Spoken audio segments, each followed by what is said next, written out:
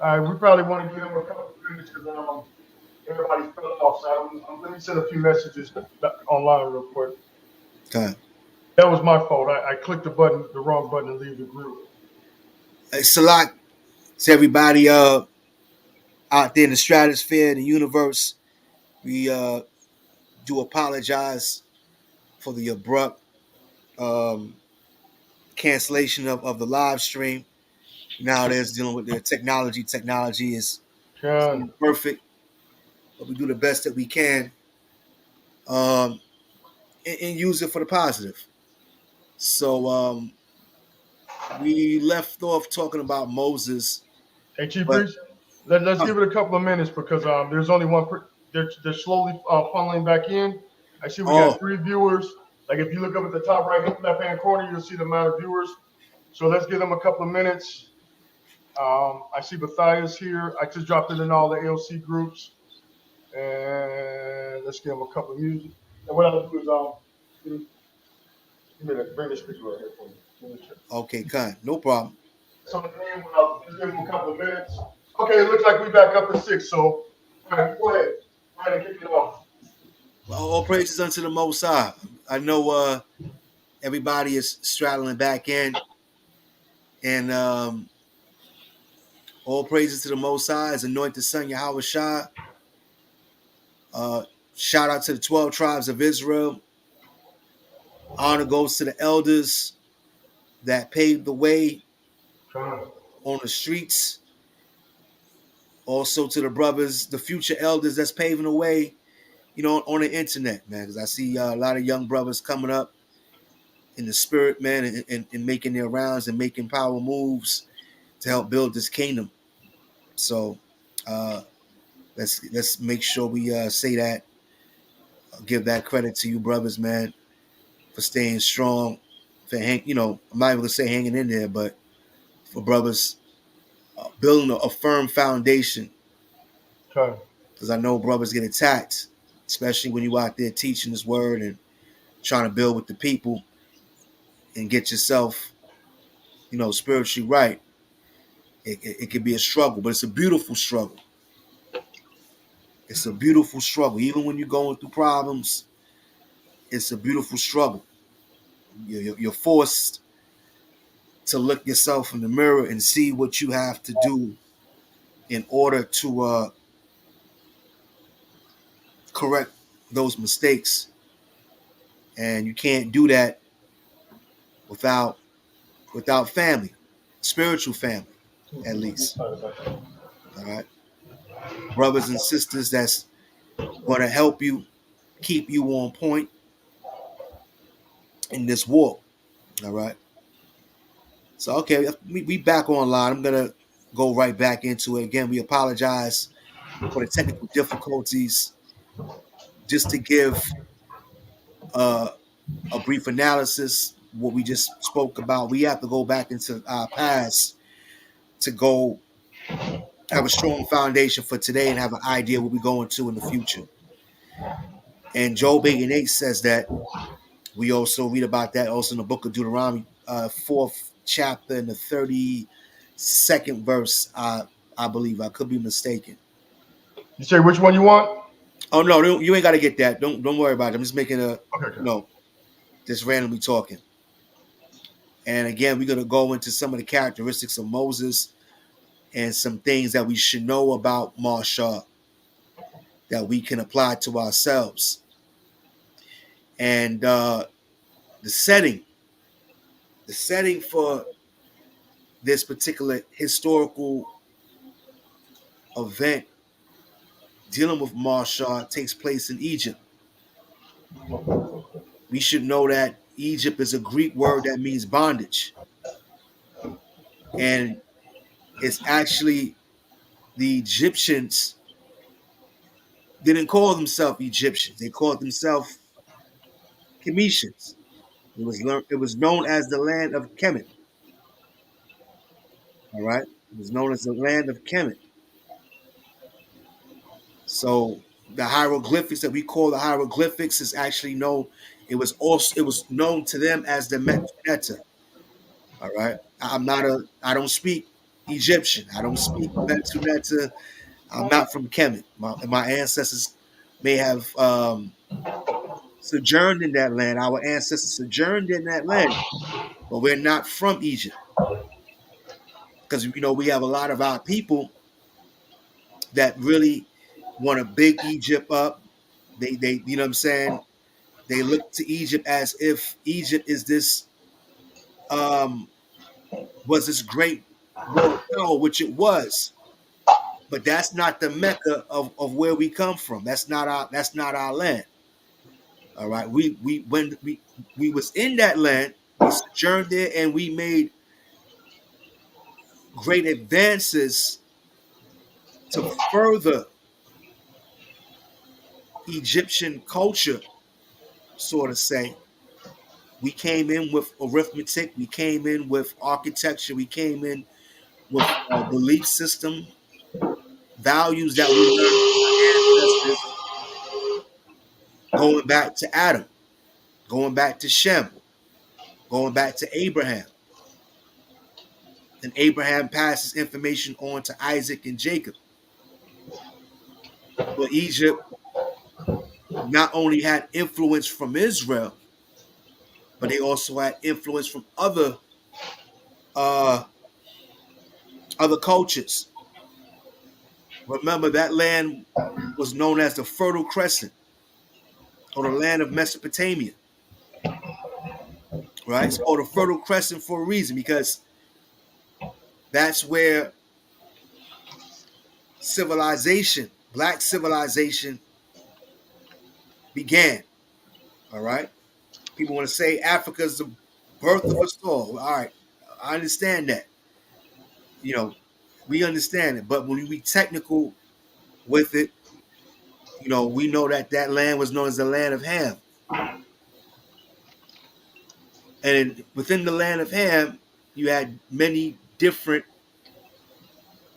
nationalities, cultures that existed. They came out of the Fertile Crescent. Sumeria was one great civilization as well. They came out of that region. Cush, the family of Cush, came out of that region. And they had an influence on Egypt. So people can't just say, well, Egypt is this great place and everything came. No, they was influenced by others. They was influenced by other civilizations. There was dynasties that took place. And certain dynasties wasn't ruled by the sons of Mizraim, because that's the ancient name of the family of the Egyptians. All right. We know the lies that Esau perpetrates when November comes around or when Easter comes around. So, they show you the Ten Commandments. And then all of a sudden you see all these Caucasian people acting like they're us. Not only acting like and portraying to be the children of God, they're acting and portraying to be the people of Kemet, or the people or the descendants of Mizraim, which is not true. We know that the Egyptians were black people. If you need a book to expound on that, this Babylon and Timbuktu, written by Rudolph R. Windsor. He goes heavy, extensively into that. My cover is messed up, but my cover is gone. But this is when you get past the cover, it's the brother's face, and he was he not acknowledging Israelite. He knew he was a Jew, and he did the research and got the information and put it in book formation for us. Very popular book. If you ain't got this book, you're not an Israelite. I'm just kidding. You don't have the book. You probably don't have the resources right now, or the means of not getting it. But you need to get this book. It's one of the first books that we was told to get when we came out of coming out of the old school up in Harlem. All right. That's part of the Israelite starter kit. Yeah, it's the starter kit. The Apocrypha, the Bible Dictionary, Babylon, Timbuktu, maybe Arthur Koestler's 13th tribe as well. It's part of the starter kit. You need to have this in your library, right? And oh, that's your book right there. Okay, Bible Dictionary. Donovan. Good. Zondervan Bible Dictionary. Got to have that in your artillery as well. You know, sometimes you got to pull out some daggers. Sometimes you might pick up a stone.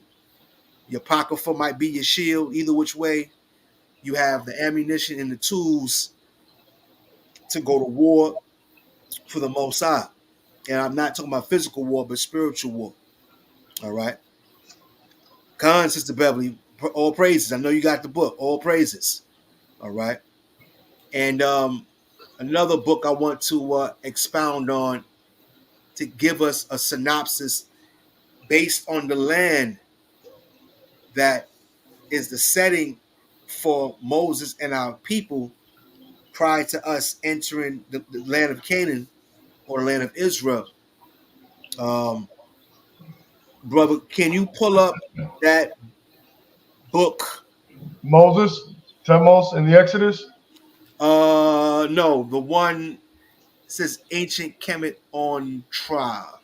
Ancient Kemet on trial. Let me see. Yeah, it has the Egyptian hieroglyphics on the front of it. It's written by the brother Ben Levy. Let me see if I got that one. Hold on. And it should be letter A. If you can't find the cover, letter A on the documentation, if you can bring it up on the screen. Okay, give me 1 second. Yeah, because I downloaded all of them. I got to see which one that one is. All right. It should say letter A on the picture. And the front of the book looks like as the Egyptian falcon head on the right side.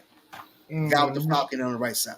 Yeah, let me see. Meanwhile, while the brother is getting it, like we said, through the grace of the Most High and giving us this information, it didn't come from out the blue. It's brothers that went and did the hard labor and the research, and there are books that exist that backs up the Bible. It backs up the Torah, the gospel. Remember, Mosiah says in the scriptures that this book is our records. This is our records. The Bible is our records.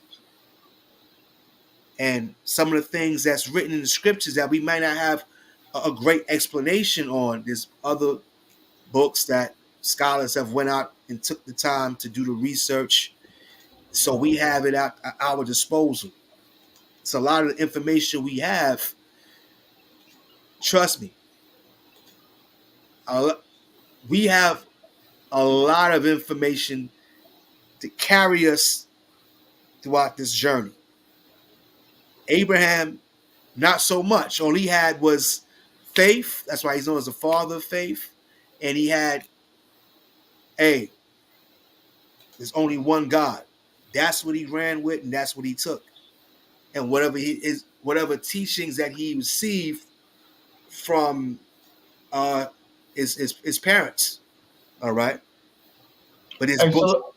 So like your chief priest, that one didn't come through. You want to send it to my phone real quick, and then I can pull it up. Okay, I'm gonna see if I can send it to your phone real quick. Okay, count out one, and then I think I got everything else. It looked like I had 10 attachments. I don't know if you sent more than that, but I got 10. Do you have A? Is that what you need? A? Yeah. If you got it, pull it up, Barack, because I don't have it. It says A at the bottom of the page. It should be in the bottom right. Right. Like the other ones. Okay. All right. Give me 1 second. I just had it. All right, cool. You got it? Yeah, I got it. Okay, Con, I want to see that. Yeah. If you can pull it on the screen for the people. You got it out that book right there? I got that book too. Oh, you got it as well? Yeah. I got it around here somewhere. Ain't that one of the ones Zion did? No, that ain't the one Zion did. Yeah, it is. Too. Oh, that is? It is. Con, I got that. It definitely is. Okay, Con. Okay, so like, yeah, y'all. Let me just close all these. But in the meantime, I'm gonna read from the Okay, book I got on it. page 2. You got it? Yeah, I got a lot of photos. Yeah, he's gonna share it on the screen for you, Chief Priest. No problem. But shout out to the brother Zion Lex for bringing out this information. All right. Yeah, bring it a little bigger if you can. Right. That's all I can get. Yeah, big. If you can, just make sure the blue, make that bigger where it's highlighted in blue. Just focus on that. Okay, come. Bring it up. All right. Okay, cool. That's wonderful. That's good right there. So everybody should be seeing what's on the screen, highlighted in the yellow and the blue. So this book that the brother wrote goes into extensive history with proofs and facts about the origins of Egyptian culture. As Egyptian culture would state that it was, of course, it was a world power for that time period. But what the brother was bringing out is that it had its influences from other nationalities. All right. And particularly, of course, from us as Israelites, but not as a nation just as yet, because we didn't come into Egypt as a nation. We left out of Egypt in the millions. All right. We came into Egypt with 70 souls. But also Abraham also in his sojourning coming out of the land of Ur, because keep in mind that Abraham was a Hebrew. The word Hebrew means from the past or to cross over. So in Abraham's sojourning coming out of the land of the Chaldeans, he also was sojourning amongst the Egyptians and throughout the land that was known as the land of Canaan, which would also eventually at some point in time become the land of Israel. So Abraham was already a wanderer in that land. All right. So let's read what the brother points out. Barak, if you can, Hmm. start at I'll read it the says top. from the point of view archaeology. Read that part. Hmm. Oh, okay, come. From the point of view of archaeology, Egypt seems to literally burst into emergence as an advanced civilization. Pause. All right. From the brother's research and from what is known to us from throughout the world, that it just seems that Egypt just was just bursting with all this knowledge because they was the, the the the pyramid of Giza, the Sphinx, all these great architecture, the great wonders of the world that come out of there. King Tut's tomb, the land, so forth and so on, the history, the rich history, the inventions that came out of Egypt, right? The papyrus paper, all these things that came out of Egypt. We'll read on. Without any record of how their civilization developed and became so advanced. Right. So there's not much records of how their civilization developing became so advanced. Read on.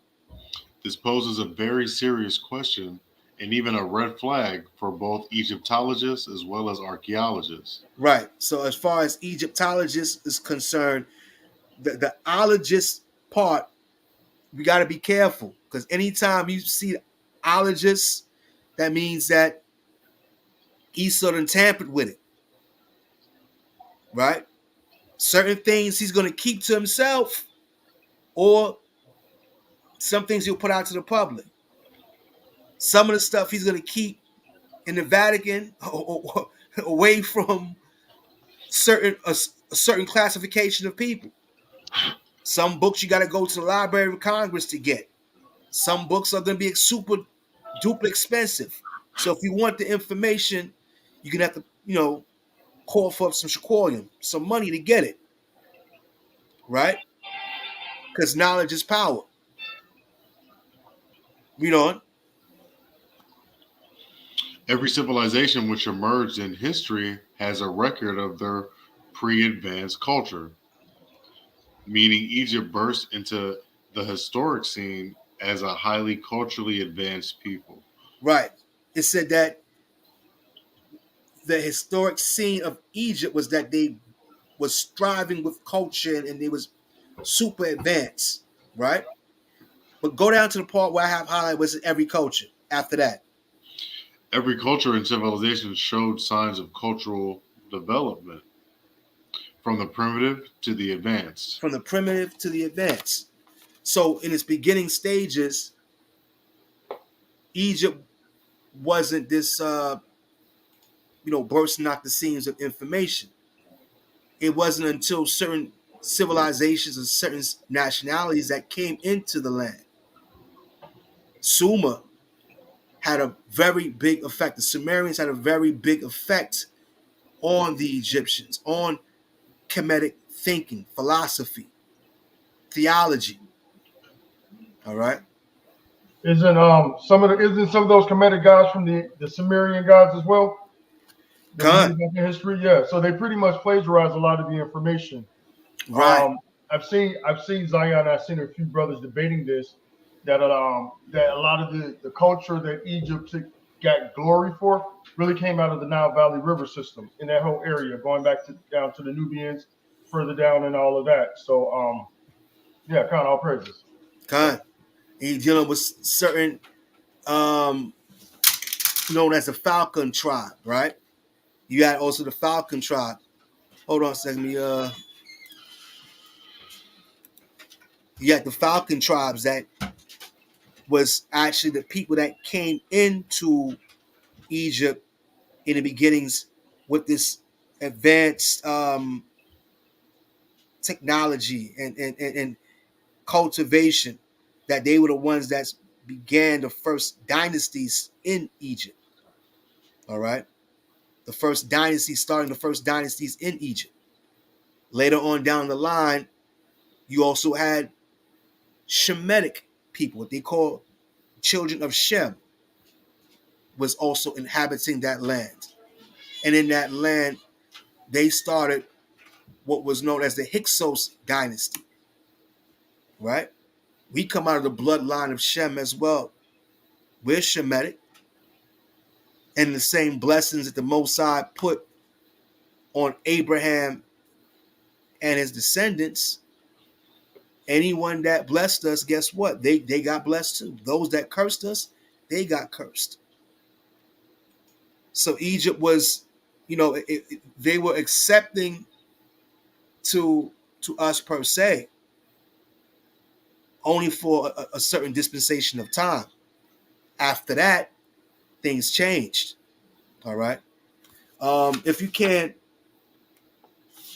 give me the page B. Pull up B. Same book. Put up B in front of the screen for the people. All right. And Got it, Barack?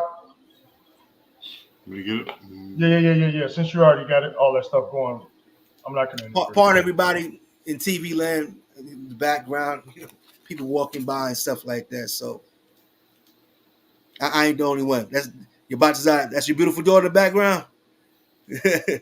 Or it's your granddaughter? Yeah, that's my granddaughter, man. She's been walking in this truth since she's been like 1 year old, man. That's All praises. Okay, all praises. To the family. All praises. Yeah, so again, we need to keep that in mind, because Egypt did not just burst on the scene with great intelligence. But in the meantime, while Barack is getting letter B to put on the screen, Yabatazar, can you give me Psalms? The book of Psalms, the 105th chapter, and I believe it's the Psalms 105, while Barack is trying to put up letter B on the screen. Give me Psalms 105. Okay, Khan, I don't want to leave it right there. And we can start from the 17th verse. Khan out of one Khan. This is the book of Psalms, chapter 105, verse 17. Read. He sent a man before them, even Joseph, who was sold for a servant. Right. So the Most High, Yahweh, Baruch Hashem, sent Yahweh, Joseph, the second to the youngest son of Jacob. Right. Joseph, the brother of Benjamin, by way of Rachel, because they both shared the same mother. So Joseph, of course, was sent before them, meaning he was sent further away from his brothers to prepare a way for us in a situation where it was going to be a great famine in the land. But through all his troubles that Joseph experienced, the Most High was preparing him for a great role. So picture the same thing for ourselves. If you're going through trials, if you're going through tribulations, if you look at what our ancestors went through, it's not done for naught. It's done for a reason, whether to correct us for either a sin that we purposely do, to correct us for sins that we might mistakenly do. So we can acknowledge it. The Most High might put you through these trials the same way he put Joseph through trials in order for you to what? Bring out the best in you, in order to bring out the best in others, to lead others, right? To give you a blessing, because the Lord wants to bless you. But in order for you to be blessed, the Most High has to make sure that you have been matured enough, that you have been tempered enough. So when you do receive the blessing, you're able to handle it righteously, right? Because we know what Jake does. When he get a blessing, he gets some money. These rap brothers, all right, the young brothers, as soon as they get a wad of money, guess what? They're going to put it to their ears and act like it's a phone, right? They're going to go to a strip club. They're going to spend on a fancy car. And that's the advance money the record label gave them, right? But they got to recoup that. The same thing with the brother that's out there hustling on the streets. He ain't got no credit, but he's hustling and making sure that he has a pair of $300, $400 Louis Vuitton boat shoes on his feet, and he ain't got no boat, right? He got a nice little fancy car, knowing that if he parking on the wrong side of the street, he gonna get a ticket. It might get towed. So at the end of the day, they go your car, right? But us as Israelites, when we are about to be blessed, and us knowing this truth, before that blessing comes, we have to expect some discomfort. You got to expect some discomfort. And even with the discomfort that comes in our trials and tribulations, it's also the Most High elevating us. There's levels to this, man. Right? There's levels to this walk. When you're playing that video game on the Xbox or the PlayStation 5, whatever system you got, and you're like, hey, I done passed that board, man. You feel good about yourself. Right? When you step your workout game up to the next level, you feel good about yourself. When you graduate and complete a course and you get that certification or that degree, and you see how it empowers you, makes you feel good, right?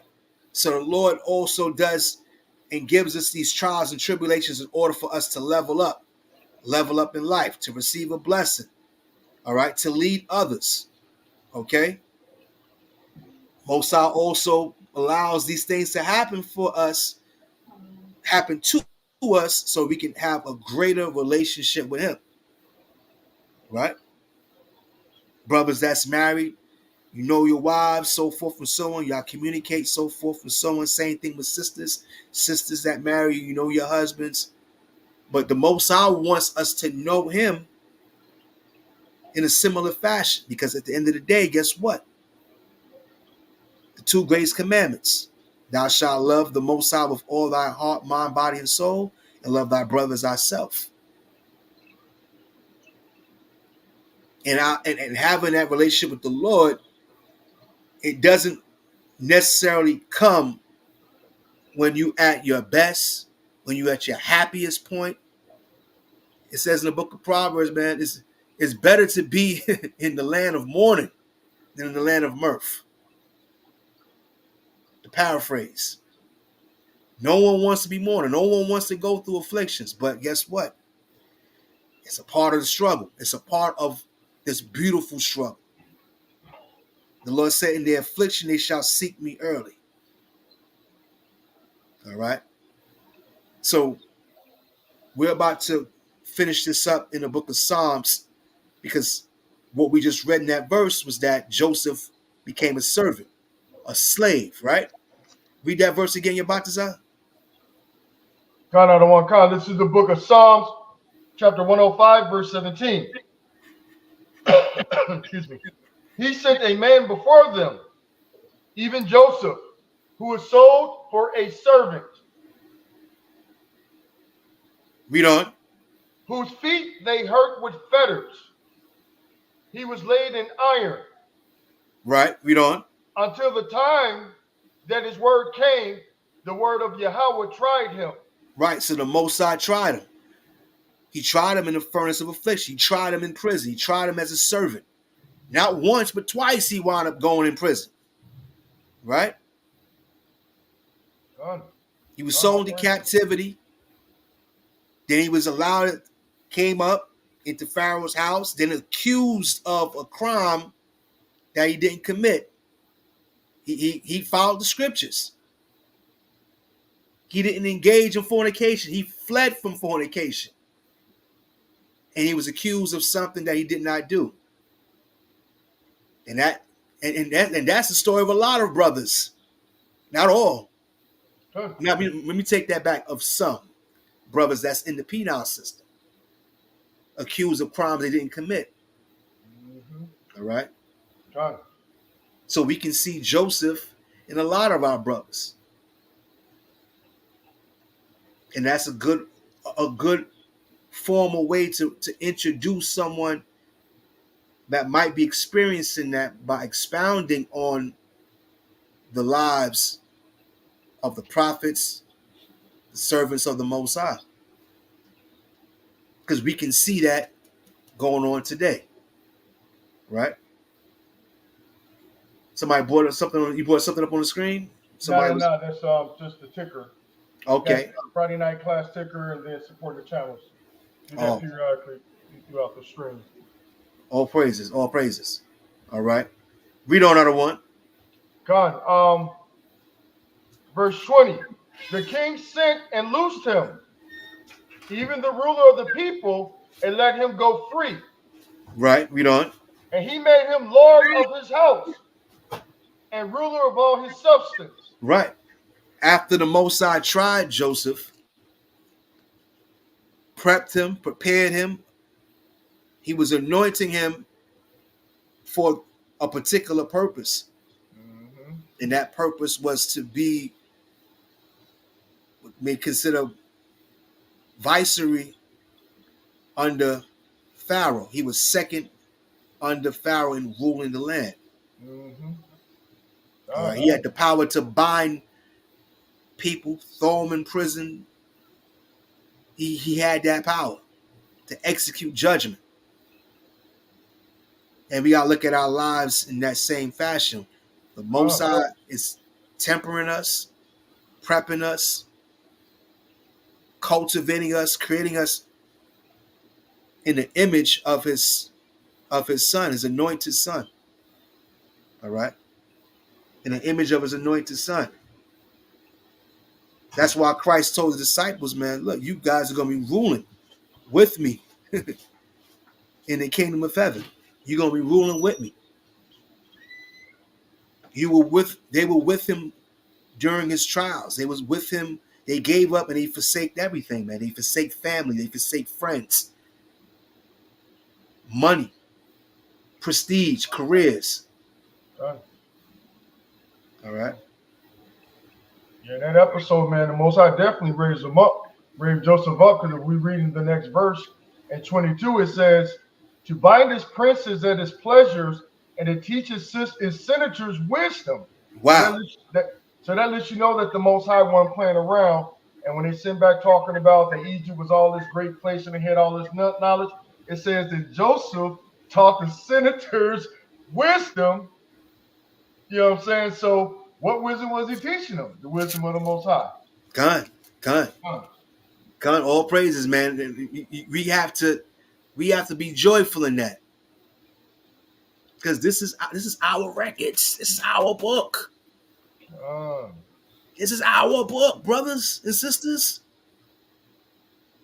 This is our ancestors. No one can take claim to this except for the so-called Negroes, so-called Native Americans, and so-called Latinos here on the four corners of this earth, man.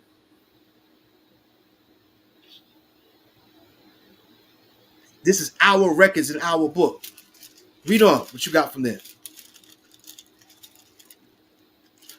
I think that was that on there because it was going into when Israel came into the land. Okay, all right. So leave it at that. No problem. Okay. Now bring up that information from the book. There you go, sir. It's on screen. Okay, no problem. Make it a little bigger if you don't mind for the people. Okay, that's good. No problem. So I'm gonna. Hey, Barak, read that for me, please, Bubba Kushab. These findings. These findings. Oh, I could read up to the. I could read up. Well, yeah. These findings laid the foundation for what is termed the dynastic race theory, an archaeological base theory which posits that pre-dynastic Egypt was invaded by a highly advanced culture coming out of Mesopotamia. Right. So it said that Egypt, the brother brought out, Egypt was invaded by a highly advanced culture coming out of Mesopotamia. So I don't want to hear that crap. See my language, man. It's not profanity, but I don't want to hear that crap, man, about Egypt was this great country or this great land, and it was bursting with all this technology. Listen, that technology and information they got, it was plagiarized, and they got it from other civilizations. Just like here in America. What makes America so great? First and foremost, the 12 tribes, the nation of Israel is here, number one. Two, they have something called the United Nations. America is so great because you have many multiple cultures and nationalities that have brought their history here that the United States or the United States of America has taken and adopted as its own. That's why in the scriptures, what is America known as? In the comments section, what is America known as in the book of Revelation? Let me see if somebody get it right. Where you at, Bathia? Hey, where you at, Mother Bathia? You always got the answers. Come on, Mother Bathia, where you at? Pop quiz. Pop quiz. Right. She said Egypt. That's Sister Christ Princess. We got Natanya, Judah, 1971. She said Babylon. Right. But the sister, the Tanya Khan, Babylon is correct. It's also known as the daughter of Babylon. It's correct, Princess. Yes, it's also known as Egypt. But I was referring to Revelations. But Khan, if we was in school right now, you two sisters would get a treat. All right? And I mean that in a nice way. Remember, you get answered correct, they give you the motivation to keep on answering questions in class. Good. All praises to all the sisters. I appreciate that. Babylon, Khan. Prince of One West, Revelations 11 and 8, Khan. All praises. The Yep, water, Khan. and I hit the Yeah. precept on there with Psalms 137 and 8. Oh, you want to bring that out? Bring it out. Yeah, this is Psalm 137 and 8. O daughter of Babylon, who are to be destroyed, happy shall he be that rewardeth thee as thou hast served us. And this goes into the dashing of the little ones against the stones. Mhm. Khan. And that also precepts with, I believe, someone in the audience had brought out Revelations 11:8, the brother Prince of One West. Yeah, The I'm gonna water grab that brother, real quick. Khan. The water brother, the water sister.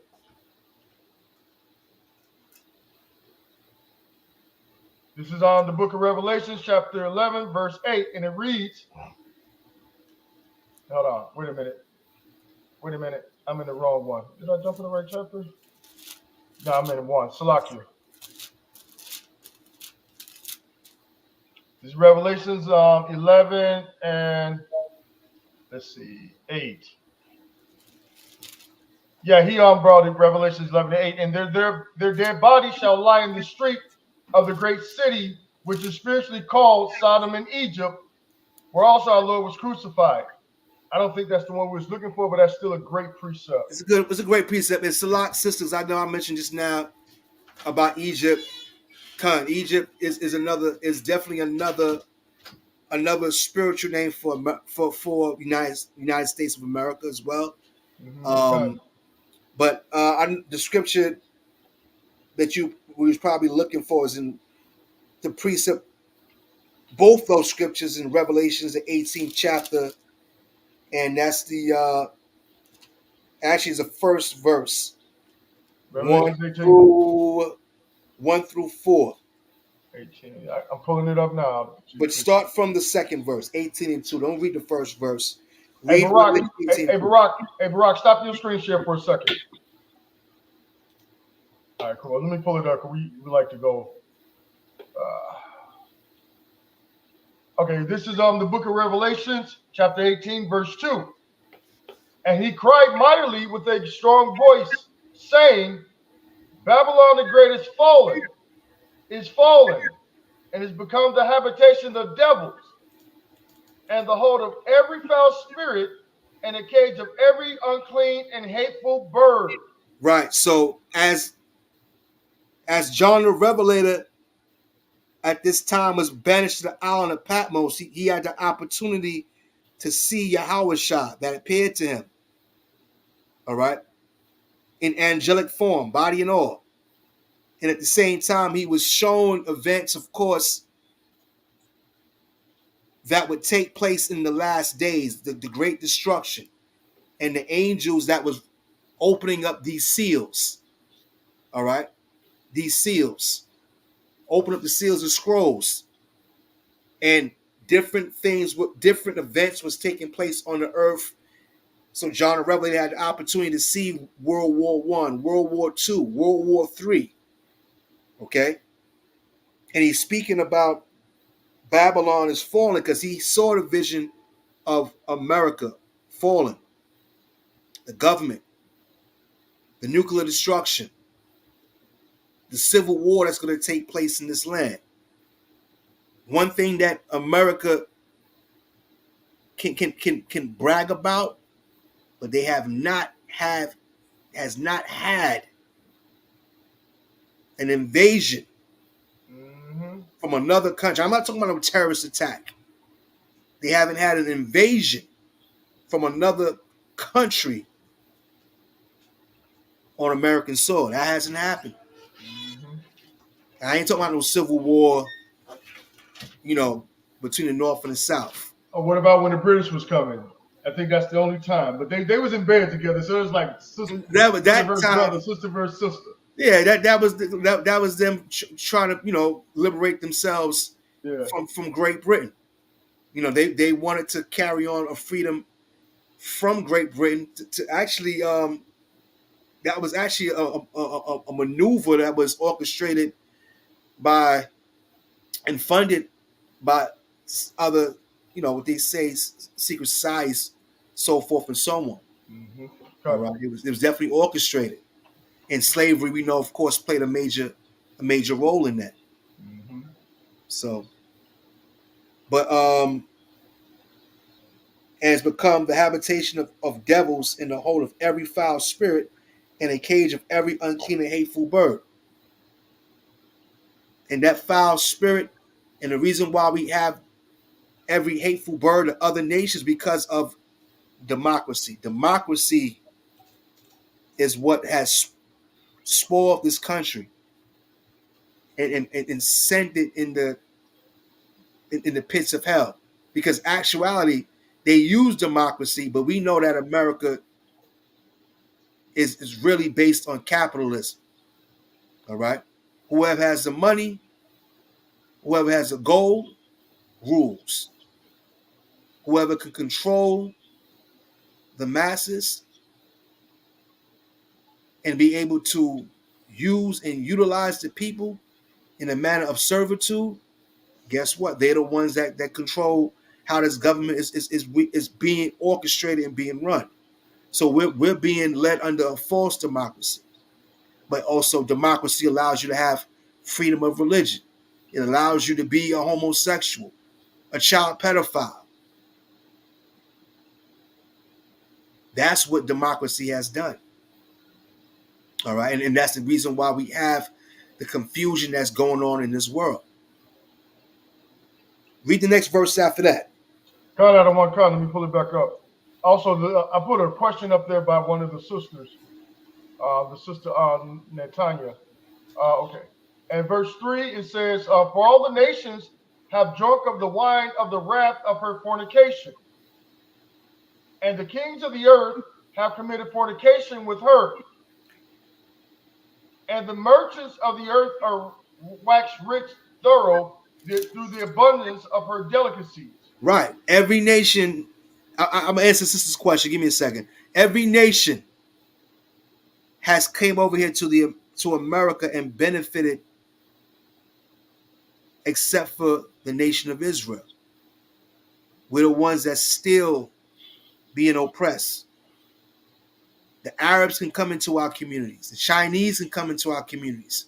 Open up 2-3 Chinese restaurants on one block and still be able to sustain their families and send money back to their country in order to bring more of their people in our neighborhoods to open up businesses.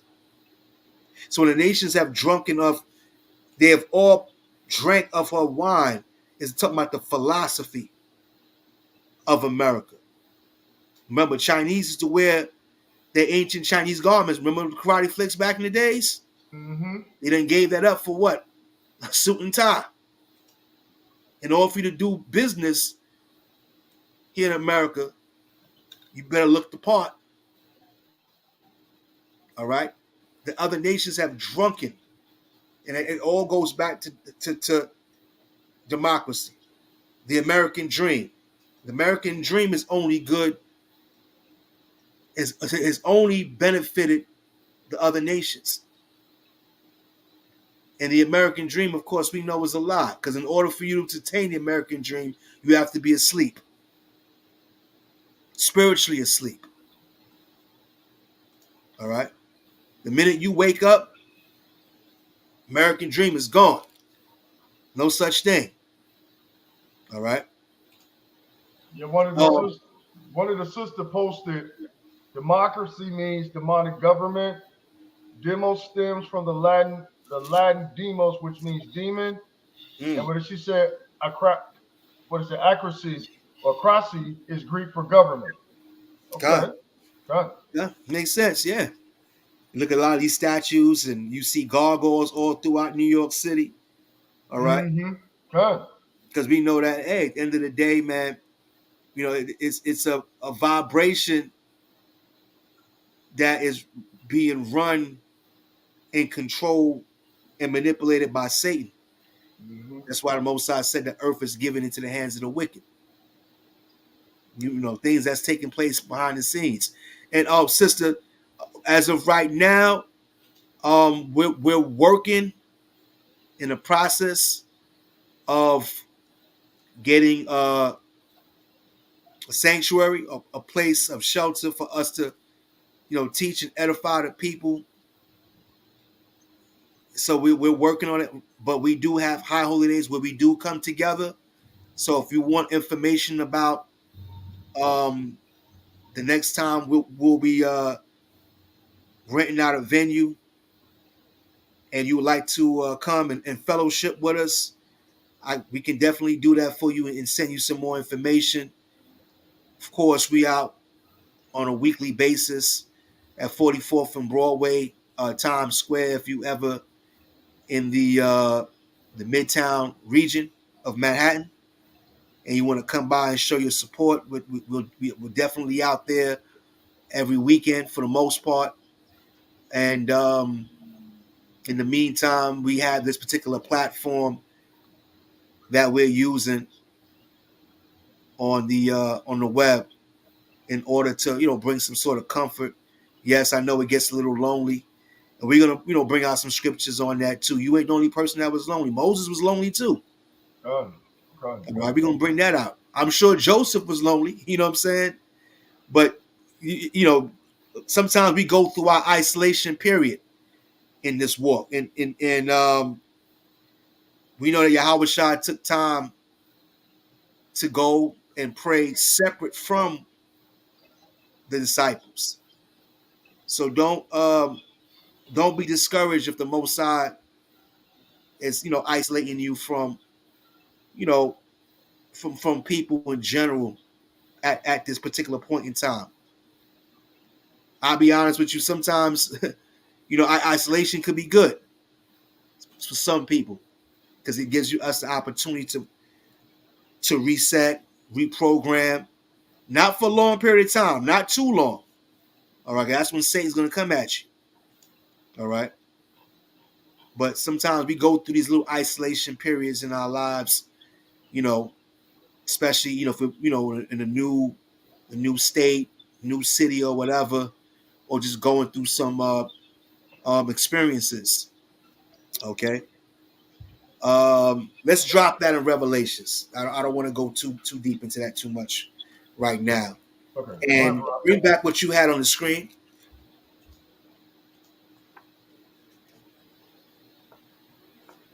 And this is the cover of the book that we're reading from. So bring what you got on the screen, Barat. Come. Okay. Go down to the next paragraph where it says these findings. Can you get to that part? It's on the same page. Oh, I got that. I got that already. Oh, you read that one already? No, this one right On here. the next one. This part right here, I don't think we read this part right here. This last part in the yellow. That's where you scroll down to when we left off. Oh, okay. All right. Con, read that. This then, according to Petrie, explains why ancient Egypt burst into the annals of history as a highly advanced civilization. Because the proponents or foundations of pre-dynastic Egypt were heavily influenced and, in a sense, founded by Asiatic conquerors from Mesopotamia or Samaria, who themselves came from a more advanced civilization in the East, Mesopotamia. Right. So this guy, Petrie, who was a scholar, who did extensive research,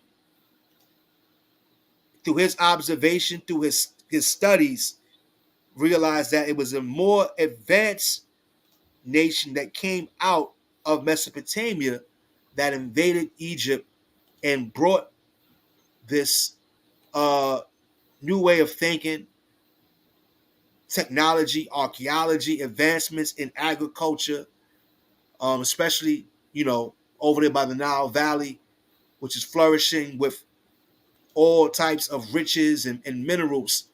So you had an advanced race that came and was able to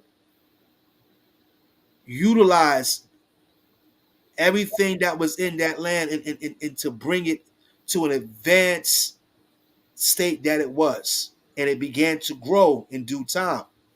All right. You also had, of course, the Hyksos. Like I said earlier, through the scriptures, we're going to read a shadow of them in the scriptures as well.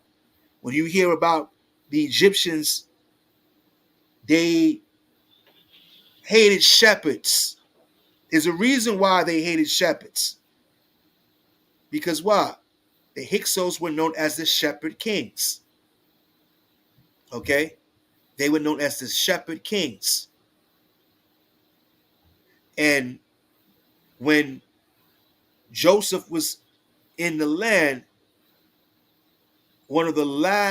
he came in the land under the last dynastic rule of the Hyksos.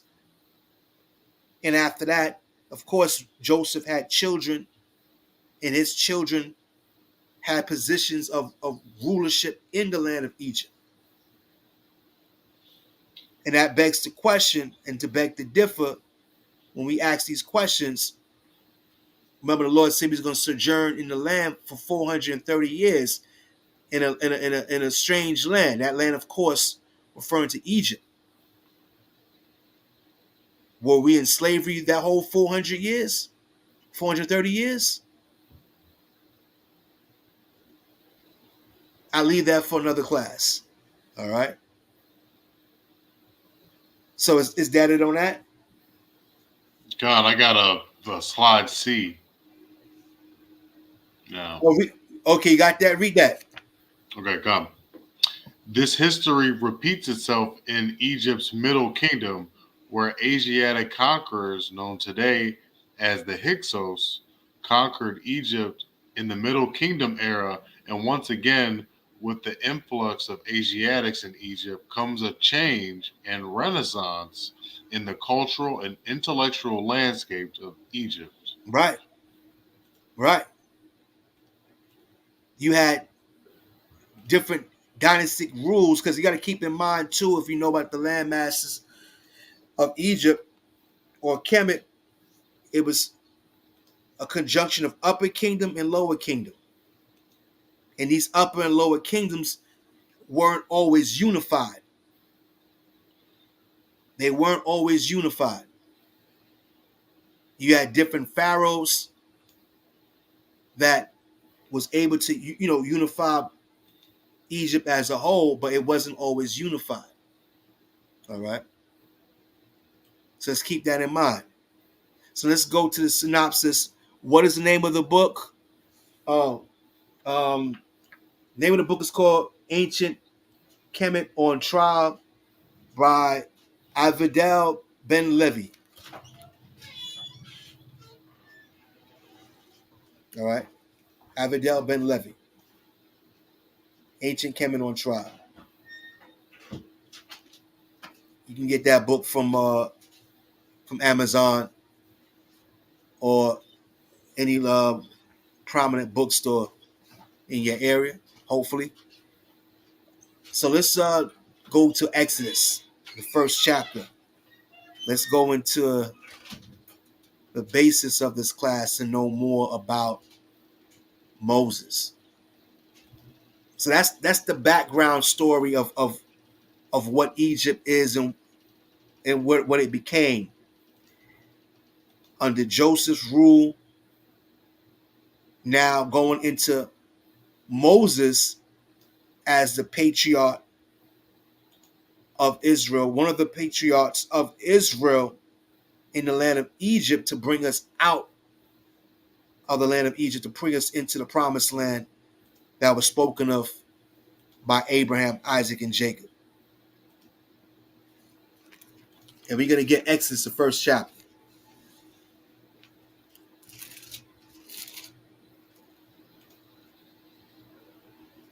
Count out the one I got you. You pull it up on the screen.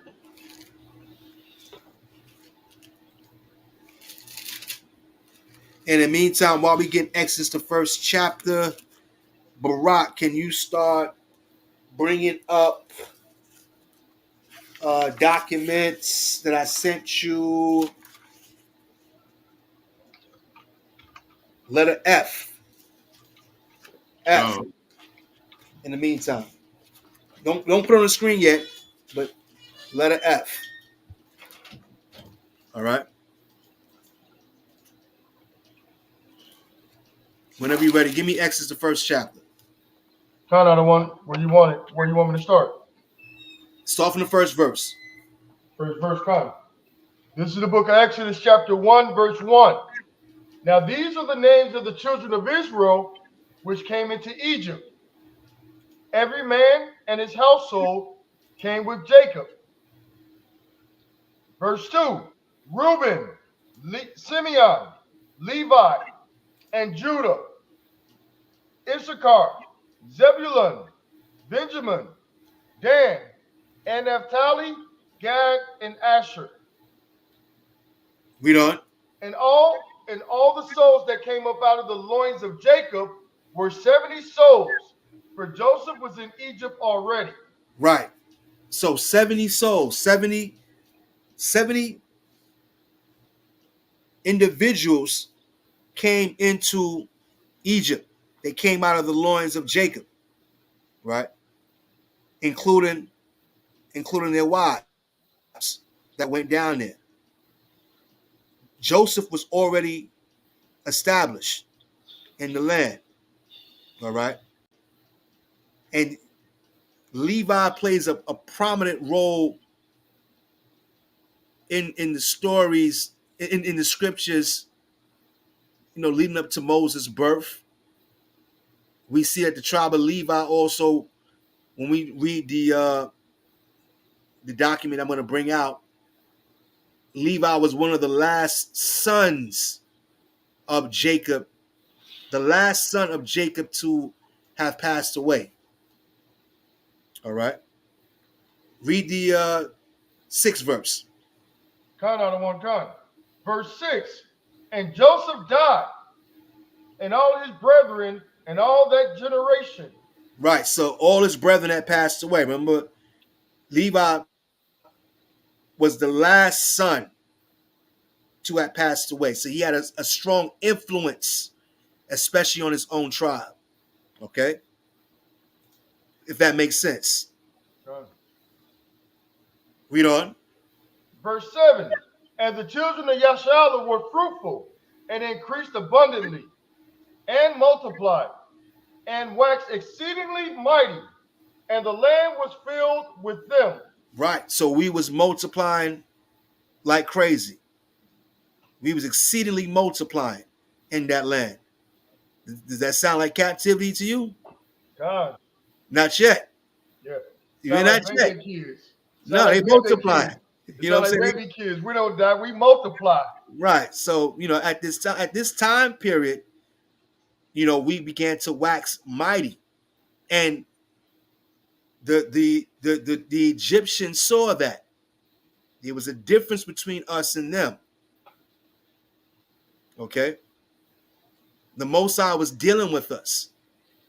He was blessing us. And he was blessing us out in the open. That's why I said it became mighty. All right? Do you have that documentation that I wanted you to bring up, Barak? Hold that there. Kind of I do. All right. And that is letter F, right? Kind of that's letter F. Okay, Con. Bring it up on the screen if you don't mind. Now, for those of you in TV land, brothers and sisters, we're reading from a book known as the Book of Jasher. All right. Some of you may have it, some of you might not. It's a good book. Meat, some bones, but for those that do extensive research and studying, you'll see where some of the bones are located and what is meat, what is the milk, which is easy to digest, what might be a little more complicated to comprehend without other reference books. All right, but read what you got there on the 30th verse.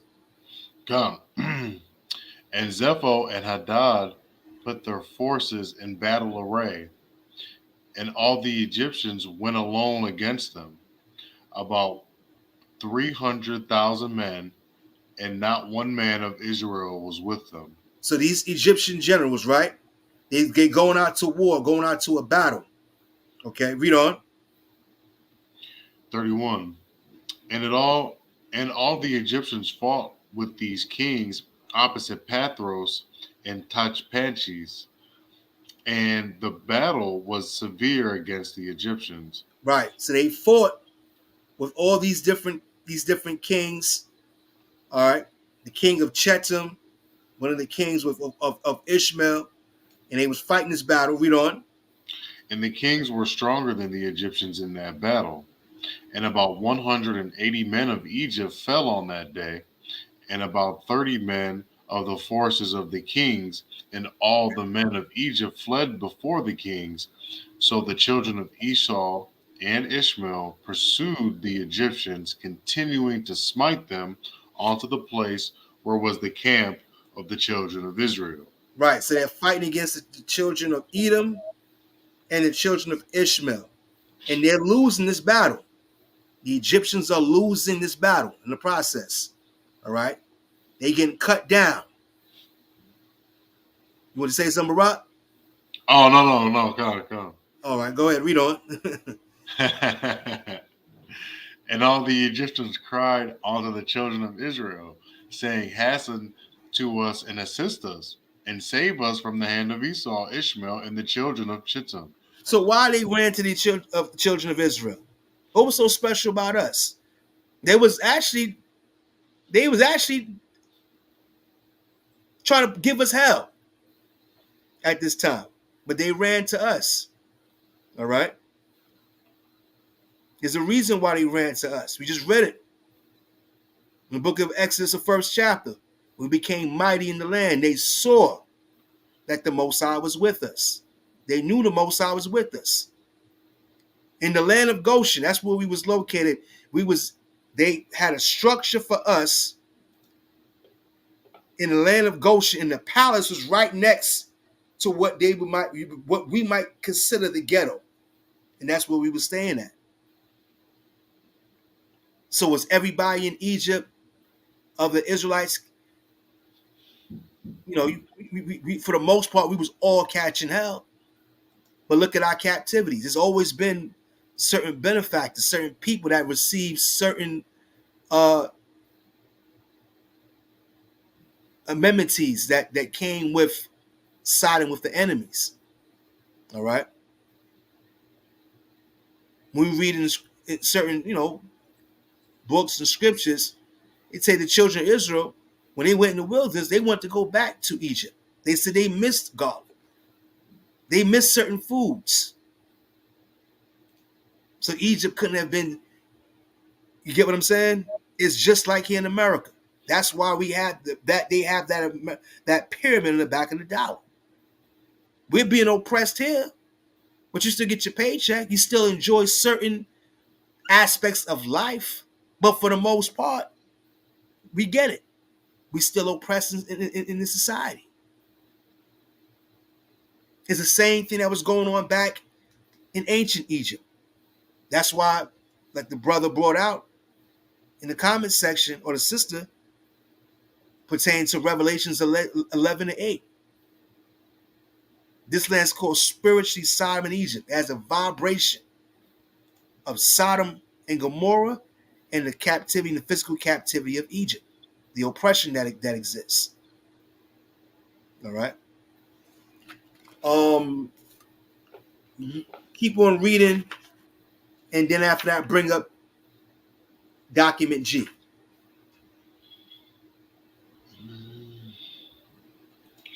Because I know it gets. You left off at the 33rd verse. I'll read the 33rd verse down to 34, and you bring up document G. It's going to say the letter G.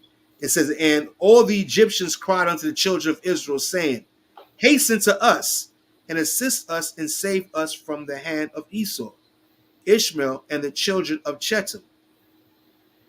And the 150 men of the children of Israel ran from their station to the camps of these kings, and the children of Israel cried unto the Lord their God to deliver them. Right? I got you. God. And you notice we always crying. Jeremiah always crying to the Most High.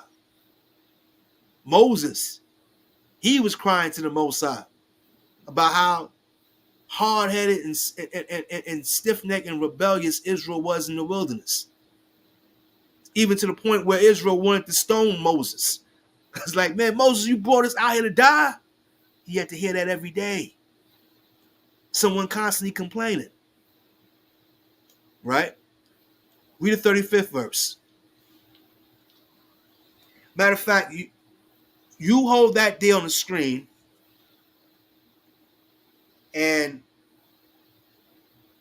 Yabatazar, you still there?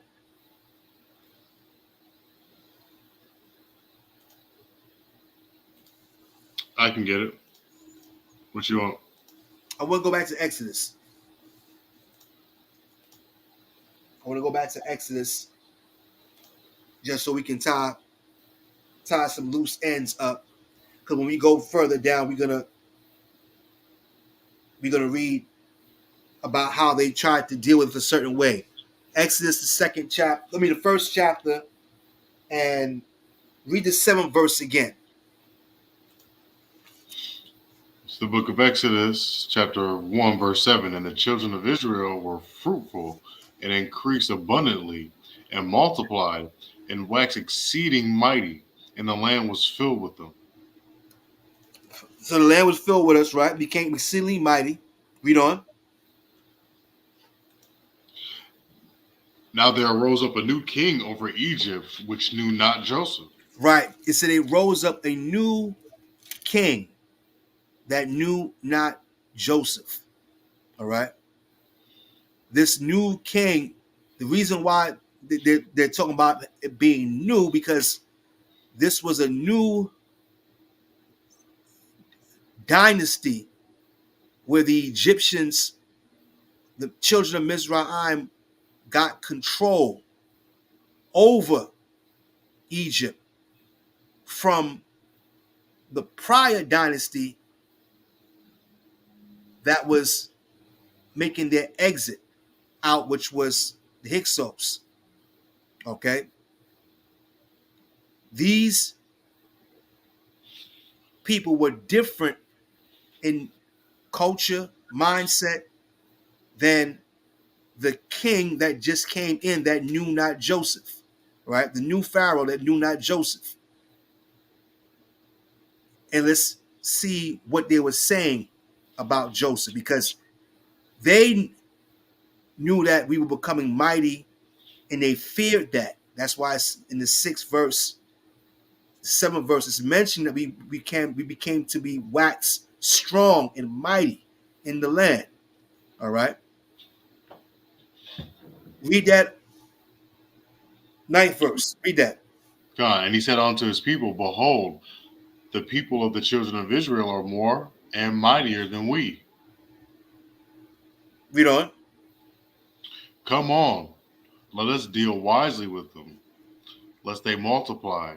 And it come to pass that when there falleth out any war, they join also unto our enemies and fight against us. So get them up out of the land. Right. Bring back up the document that we had before. You're going to leave off at verse 10 and bring that back document G. All right. So the Egyptians said, let's deal wisely with these people. Cunning, serpent-like. Right? They were our enemies, but in disguise. They didn't come out full force just as yet. All right. It was a progress. It wasn't just overnight. Oh, well, you know what? We're going to oppress them. No, it was a gradual steps that took place. Gradual levels of evil, levels of wickedness, levels of oppression before they came down with the hammer. All right.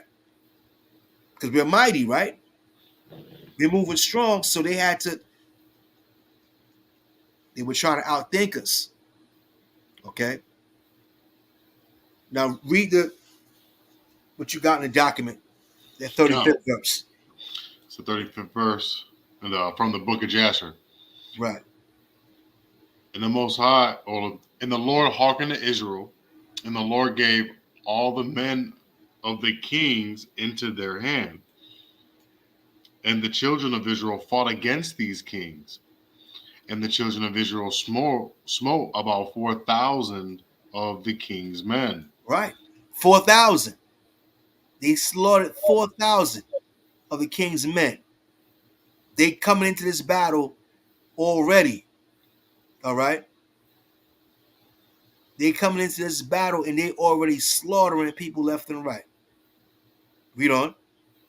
And the Lord threw a great consternation in the camp of the kings, so that the fear of the children of Israel fell upon them. And all the hosts of the kings fled from before the children of Israel. And the children of Israel pursued them, and continuing to smite them onto the borders of the land of Cush. Right. So they slaughtered them all the way up to the borders of the land of Cush. All right. Cush would be the Ethiopians today, or the Babylonians in modern time. All right. Cush was one of the sons of Ham. Okay. Read on. 39. And when the Egyptians saw that the children of Israel had fought with such few men with the kings, and that the battle was so very severe against them, all the Egyptians were greatly afraid for their lives on account of the strong battle. And all Egypt fled. Pause. So they got afraid, man. The Egyptians said, wait a minute. They slaughtered all these people with this limited amount of men? Guess what the Egyptians did? They wanted to deal with them wisely, right? They was afraid and they left them. They left them. They bounced. It's like you going with your friends, y'all, you get into some street stuff, whatever. You walking down the street, you got your friends, and all of a sudden you see another group coming in your direction. And all of a sudden everybody lock eyes and discrepancy. Then it gets physical. And then you the only one that's standing there fighting, getting your butt kicked. Everybody done left you. All right? But through the grace of the Most High, you get the upper hand and you take out the other group. Meanwhile, the people you came with, they done left you. They done scattered. Right? That's what happened. This is what the Egyptians did. Okay, keep on reading. Come.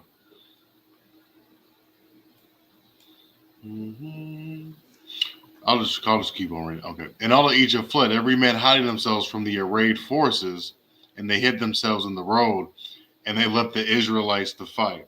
Read on. And the children of Israel inflicted a terrible blow upon the king's men, and they returned from them after they had driven them to the border of the land of Cush. Read on. And all Israel knew the thing which the men of Egypt have done to them, right? That they had fled from them in battle and had let them fight alone. So they left them. They let Israel fight alone. read what Israel going to do. Keep on reading. So the children of Israel also acted with cunning. and as the children of Israel returned from battle, they found some of the Egyptians in the road and smote them there. So they was mad. They said, wait a minute, you left us in the battle. They saw some Egyptians in the road. They probably looked left and right, make sure nobody was looking. They took their swords and killed them damn niggas, man. Excuse my language. You know what I'm saying? Yeah, you know what I'm saying? Exactly what happened. They killed them. They smoked them Egyptians because they bailed on them. They saw some of them in the road and they said, you know what? You punks. And they killed them. All right? Keep on reading on, brother. Bubba Kashaw, please. It's a good story. I want to get H right now. So I just get them all up. I'm just going to be fumbling. So I'm just getting them all one at a time.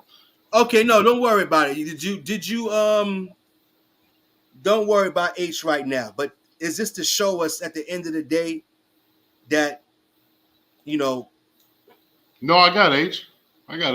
No, do you have? Because I wanted you to finish G, because G has more. Oh, G got more? Okay. Yeah, we could going down to 44. Is it cut off on your page? Oh, yeah, it is cut off a little bit. It is cut off a little bit, right? Yeah, Yes. it's cut off a little bit. Nah, don't worry about that. But it when you read further on down the line that they went back to Egypt and they went back to the land of Goshen, but they slaughtered those that you know they knew from then on out that the Egyptians was planning their demise. That's why the scripture says that the Egyptians said, "Let us deal cunningly with them." Cunningly. All right. In the meantime, you can get H if you want.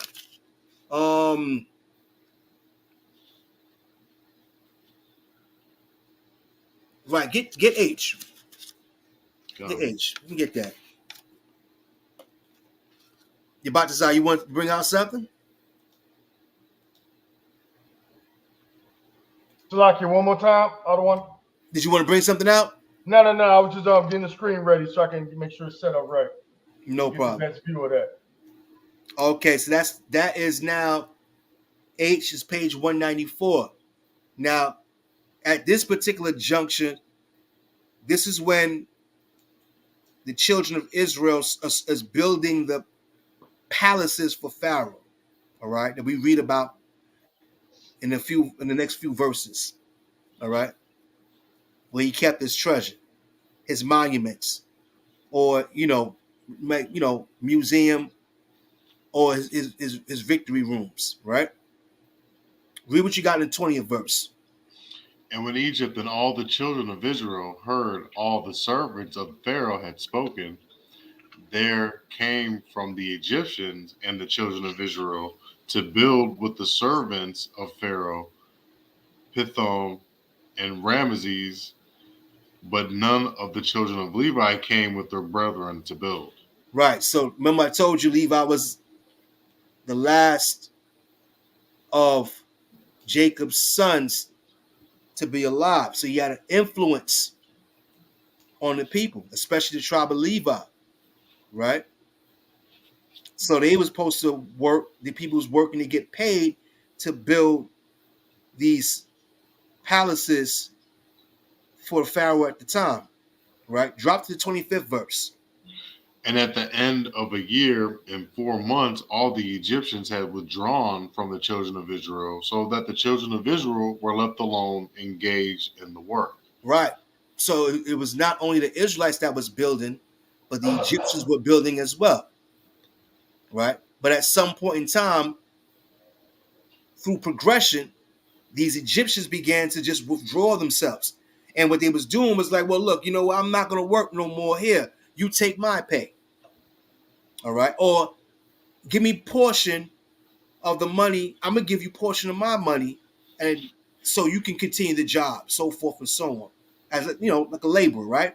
Read on. And after all the Egyptians had withdrawn from the children of Israel, they returned and became oppressors and officers over them. And some of them stood over the children of Israel as taskmasters. Read on. To receive from them all that they gave them for the pay of their labor. Right. So these same Egyptians withdraw themselves and they became taskmasters over Israel. Not only did they oppress them, but they started to steal and take their wages from them.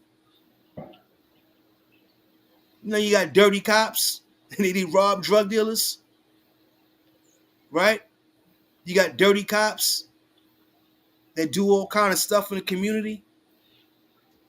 Same vibration, same spirit. All right? They became officers over them and began to mistreat them. Read on.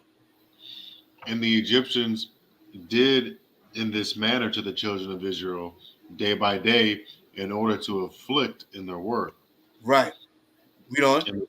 And all the children of Israel were alone engaged in the labor, and the Egyptians refrained from giving any pay to the children of Israel from that time forward.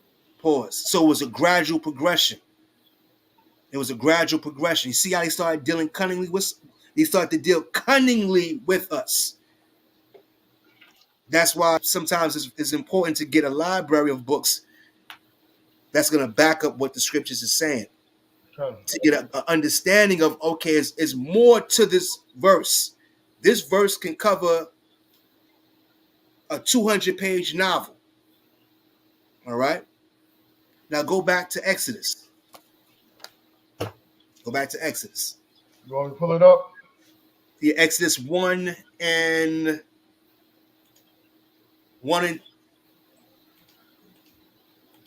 10. Okay, Exodus, we're in the book of Exodus, chapter 1, verse 10. And it reads, come on, let us deal wisely with them, lest they multiply. And it come to pass, then when they're, hold on, let me just,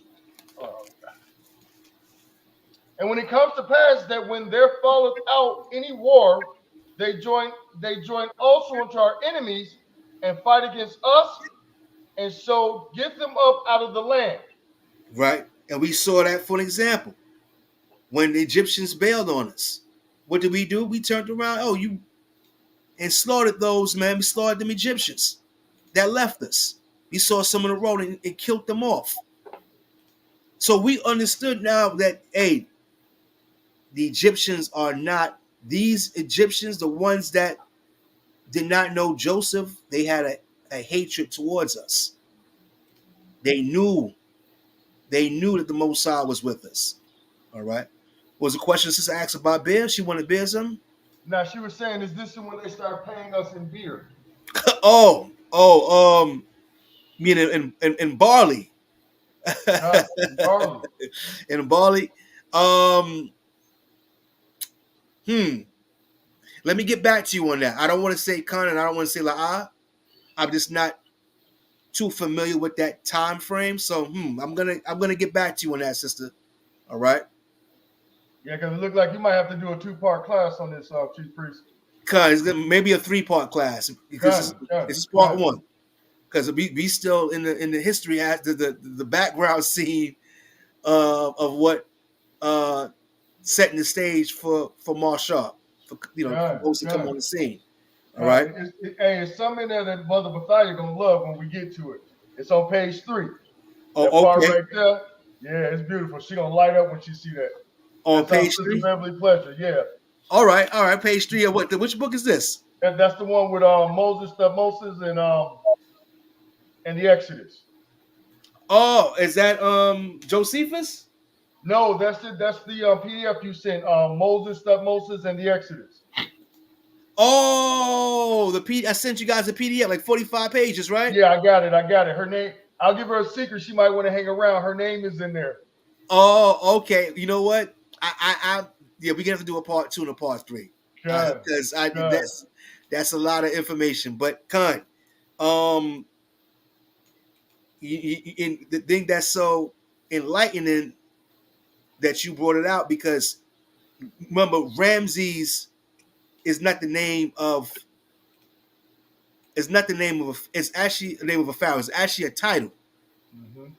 All right, Ramses is not the name of a pharaoh. It's actually a title. Okay, but according to 2 sources, one of the sources I had was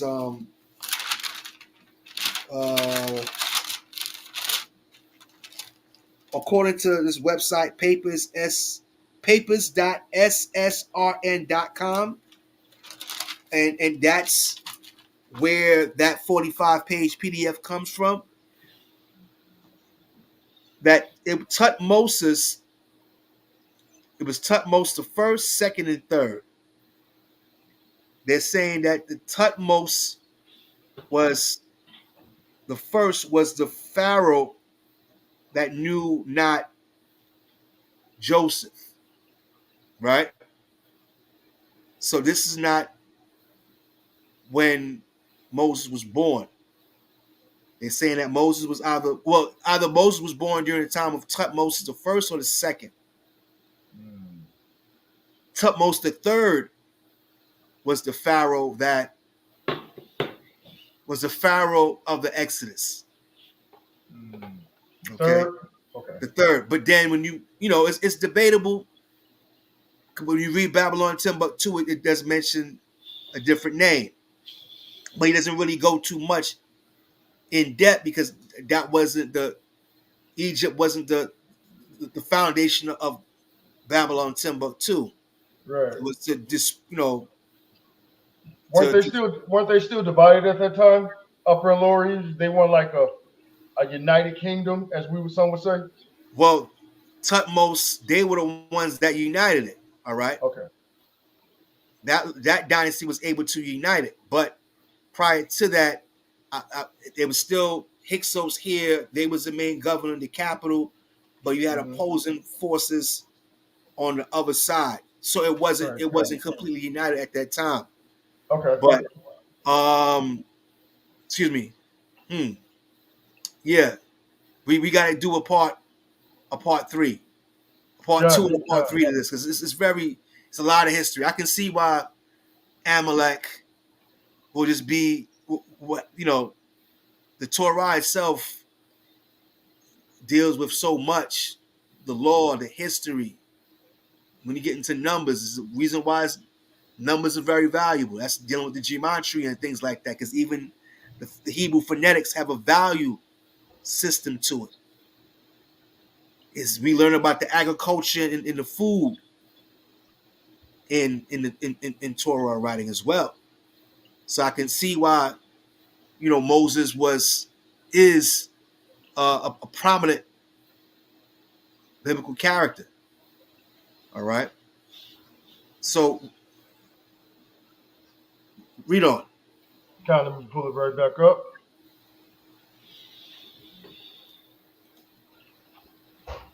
We're in the book of Exodus, chapter 1, verse 11.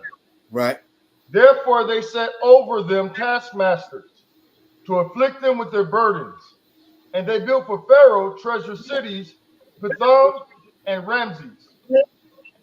So we just read. They built them treasure cities. Remember what happened? This is a building process. It's like going to a job site. All right. You agree, everybody's working. But at some point in time, the Egyptians began to withdraw from the work and they let Israel build it on their own, but they seduced them with the wages. All right. But at some point in time, these damn Egyptians came back, became officers and taskmasters over them, and began to withdraw their wages from them. They began to abuse them. All right. They began to deal with us wisely and cunningly. And that's no different than what America does today. The so-called white man America does today. Now, the same way they use witchcraft in Egypt and sorcery, America does the same thing. Drugs, technology.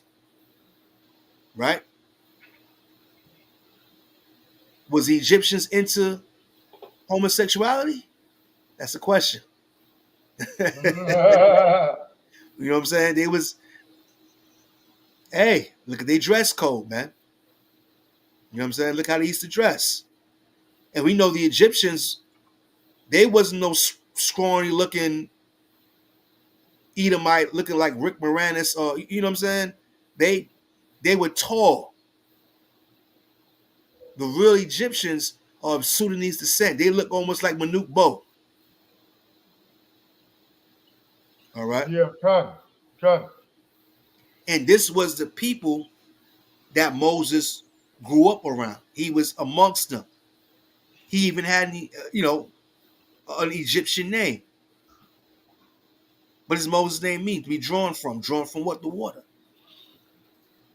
But we read in the scriptures, we understand that the Heavenly Father was setting this all up for Moses to be that leader, to be that guy. All right. So read the 12th verse. Kind out of one kind. In the book of Exodus, chapter 1, verse 12. And it reads, but the more they afflicted them, the more they multiplied and grew. And they were grieved because of the children a Yasharallah. Read on. And the Egyptians made the children of Yasharallah to serve with rigor. Right. They made us to serve with rigor. This is when now you're starting to read about the hard bondage. Mm-hmm. The hard bondage. But we were still in the land prior to that. Were we working and enslaving like that for that whole you get what I'm saying? So we have to keep that in mind. We have to keep that in mind. Because if we grew mighty and multiplied in the land, all right. But read on. God. In verse 14, and they made their lives bitter with hard bondage in mortar and in brick, and in all manner of service in the field. All their service wherein they made them serve was with rigor. Read on. And the king of Egypt spoke to the Hebrew midwives, of which the name of one was Shiphrah, and the name of the other Puah. And he said, when ye do the office of a midwife to the Hebrew women, and see them upon the stools, if it be a son, then ye shall kill him. But if it be a daughter, then shall he live. So what does that sound like? Planned Parenthood. Right. That's what it sounds like. Planned Parenthood. Population control. They was controlling the population of the men. They understood that the men would be these children would multiply and the men would go to war. The men would defend the families. As the brother said, the Torah is light for all of us and the other nations, right? Afraid we going to take over. Con, you're right, Sister Beverly. They was afraid we was going to take over. And that was the decree. Like babies, kids, we don't die, we multiply. Con. Nothing new under the sun. All praises, con. Birth control, yup. Yeah, we be having a live chat, man. The sisters be out working the brothers, man. They be in tune, man. They be shaming the brothers sometimes. All praises. It's inspiring for us because it's a commandment from the Lord that when Christ told disciples, go feed my sheep. Mm-hmm. Feed my sheep. That was a commandment. Feed my sheep. Not only feed them, but also bring them comfort. So those of us that do know and have the ability to be teachers or evangelists and to also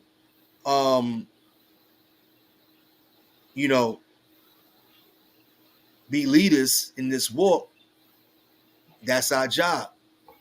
Your job is not to take your wisdom and your light and to hide it underneath your bed. That's not your job. If you know this truth, is to teach your family and to teach the Most High's people. And not only is there a reward for that, but it also benefits us physically and spiritually in our health. Hey, Chief Priest, you got this one right here? What book is that? This is the Torah come from the culture to marry, which is another word for commit.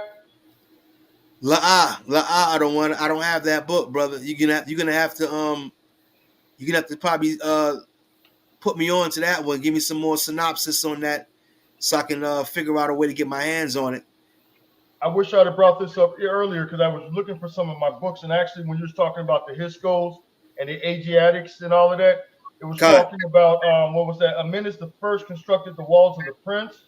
The interesting part is that he was the first ruler of the dynasty 12. This means that the Asiatics had to be in Egypt already for him to feel he had to build a fort against it. And then it kind of goes a little deeper into it. It talks about scholars now state that the ruling family in the time of Joseph and Moses were the rulers of the dynasty 12. Joseph going into Joseph being sold as a slave. Then it says the timing in the 12th dynasty of Egypt concerning that's going into something else. So yeah, I might be able to add some more stuff to what you're talking about the next time you touch on it. I'm gonna go. Okay, cut on one. We're gonna have to do that. We're gonna have to Cut. definitely have to do that so we can, bring it all together. Cut. We can bring it all together and have it laid out for everybody with some slides. Because I know it's gonna be a part 2 and a part 3 to this class. We have to do part 2 because I know. Hey, what we can do is in the future after we do the classes, I can set everything all up in a PowerPoint, point by point. So if we ever do a presentation or something like this or touch on this again, we can keep adding on to it as we go forward. Con on the one. That's beautiful. All praises to the Most High. So let's finish this out so we can go into Moses and then we could close it out and go into part 2. Come. Verse 17. But the midwives feared Yahweh. So the midwives feared the Most High. They feared the Lord. All right. And that shows our influence that we had on the midwives, on the people in the land. And you got to keep in mind, what is the midwife's job?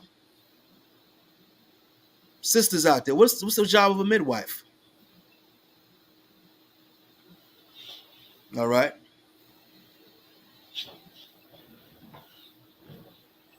Said the Margaret Sanger of that time. Hallelujah. All right. Nobody answered the question yet. What's the job of the midwife? Deliver babies. Sister Beverly, you're 100% right. Deliver babies. Their job is to deliver babies. And we know that, us men of the Most High and men of noble character knows that the physical makeup between a man and woman is different. All right. The nature itself, but we complement each other. All right. It brings balance, not only to the world, but also to our families and our homes. So these midwives are supposed to deliver babies, not kill babies. All right. Safely deliver healthy babies. Khan. Natanya, Judah, 1971. Khan, sister. All right. Deliver babies safely, not kill babies. But you have to be one sick bastard, man, to just slaughter children like that. Hey, I had an experience with that with my firstborn child, man. Somewhere or another, the grandparent and all that got a hold of Planned Parenthood. Never heard of them. These folks was trying to get me to sign my rights away, or trying to get my son's mother to abort my firstborn. One happened, and that's when I first found out about Planned Parenthood, and I've never liked the place ever since because it left a bad stain in the taste of my memory, in my mind. Yeah. And in certain states now, especially in the red states, they pass protocols and laws, especially in the Bible Belt states. So people have to travel, to other places to get that procedure done. And of course, I know. Hey, look, we know that the Most High says that children are the fruit of the womb. And we understand that circumstances in life, because we live in a broken world. So my great grandmother was a midwife. She delivered my mother. All praises. Khan. Praises, sister. Khan. All praises. And that's a natural way of birth. You know what I'm saying? Because some people still do that. Have their children delivered in their home, and they have a midwife. All right. But hey, just real quick, if I may. Hey, brother Alberto, can you do me a favor? Your question right there about breaking down Shemos, Exodus 14 through 14. Do me a favor, send that question over to the email below. This is an actual class, and we handle the Q&A tomorrow. So if you want to send that question to the email below, we'll definitely have that queued up for you with Chief Priest Shard, Nathaniel, and the rest of the brothers and the officers. Cut on the water. Right. And when we see that, and we see that to this day, because remember, our people were sacrificing other nations. They were sacrificing also, when you read the scriptures, to a god by the name of Molech, a deity, a false god by the name of Molech, Molech, and he was the deity of the Moabites, and they said that he was tossing their children into the fire, Mm-hmm. into the fire. When we read in Genesis 6 chapter, it says about how the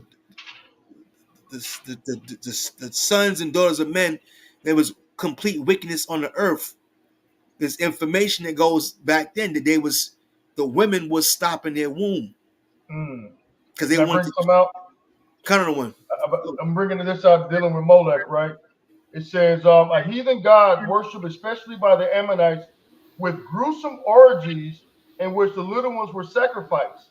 At least in some places, an image of the god was heated, and the bodies of the children who had just been slain were placed in his arms. The worship of Molech was known to the children of Israel before they entered Canaan. So that just goes into a little bit of what the chief priest was saying. Cut the water, the one. Really appreciate that. I Huh. really appreciate that. Oh man, that's wild, man. That's terrible. That's terrible. And tell you, that is nothing new under the sun. Even back during the time period prior to the flood, tell you that the women, they was taking certain medicines and sorcery to prevent them from having children because they wanted to keep their physiques. They didn't want to go through, the 9 month dealing with pain, so forth and so on. All right. Huh. And that goes right back into that law back right there in Exodus 21, 20, 21, 22 through 25, when it talks about if a man strive and hurt a woman with child, whereas here it is. It says, this is Exodus 21 and 22. If men strive and hurt a woman with child so that her fruit depart from her, and yet no mischief follow, he shall surely be punished according to the woman's husband, and will lay upon him, and he shall pay the judge to determine. So even in an accidental situation like that, where such as say two men got to brawling, knocked a woman over, she lost her child, there was a penalty for that. We see that written in the law. You know what I'm saying? So just imagine if that was just on accident over two brothers drunk brawling or whatever, and then you purposely go lay down and open up your quiver to let Esau go up in there with the lawnmower and chop everything up. God. Yeah. And that's why the Moses said that he was bringing these curses on us, man. Going back to Deuteronomy 28th chapter, that the women shall be evil, to the child that cometh out of her womb, out of the matrix. Men too, all right? Men too. But we live in a society now where, man, you got demons on this earth, man. Mm-hmm. And you don't know this stuff that's going on behind these horror movies is real, brother. You know what I'm saying? God. And Mother Bethia said back in the day they used hangers to abort the children in the 50s and 60s. Mother Bethia, I knew about that back in the 80s and 90s. They were still doing that nonsense. Wow. With the hangers, yep, with the hot hangers. Damn. Yeah, that's crazy, man. Now, which movie are you talking about, Sister Natanya Judah, the one that you said the Amalek was deep into that? There's an old video that reenacted this at a World Fair in the early 90s. Is it anywhere you can pull that video up and drop it in the chat for us so we can get access to that? Baba Kasha?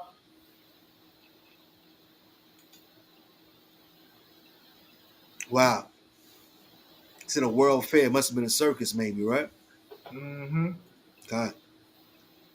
Wow. Yeah, it was in Chicago, actually. The World Fair. It sure was. Yeah, I already seen it. I watch a lot of those World Fairs. No, but they got it where the Amalek, where Baal is, they're doing that. He's to get the mouth open. Oh yeah, come, It's wild. come. It's kind of wild. Wow. And then they do that, and then they did that again. I think they had another one in England or somewhere in Europe, and they had a bull this time, but it was still Baal, and he was Yep. mechanical bull, right? And the sick part was there were sisters out there, and there was a whole bunch of Gentiles out there all together doing that. So this is going on in back then. They was doing what looked like live.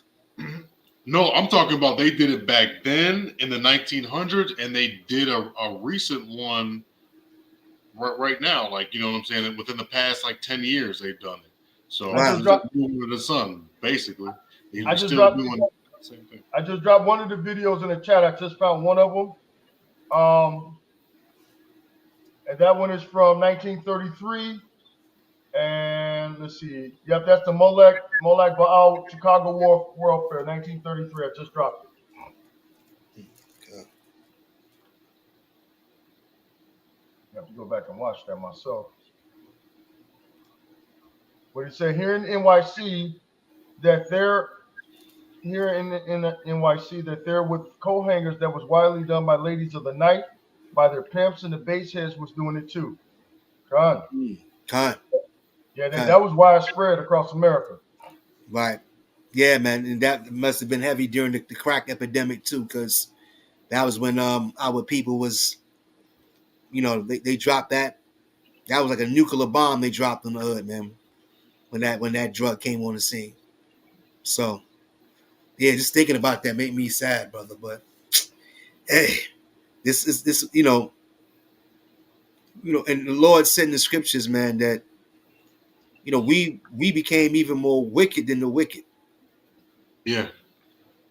We became more wicked than the wicked. I mean, Esau got to pay, of course, but we in the situation that we're in right now because the crimes that we committed in ancient times. But let's go back to Exodus. Let's finish this out. Con. In read the 16th verse again. Con, I don't want con. This is the book of Exodus, chapter 1, verse 16. And it reads, And he said, When ye do the office of a midwife to the Hebrew women, and see them upon the stools, if it be a son, then ye shall kill him. But if it be a daughter, then shall ye live. Right. Because remember, the man carries on the posterity of that family's lineage. Con. Right. The woman,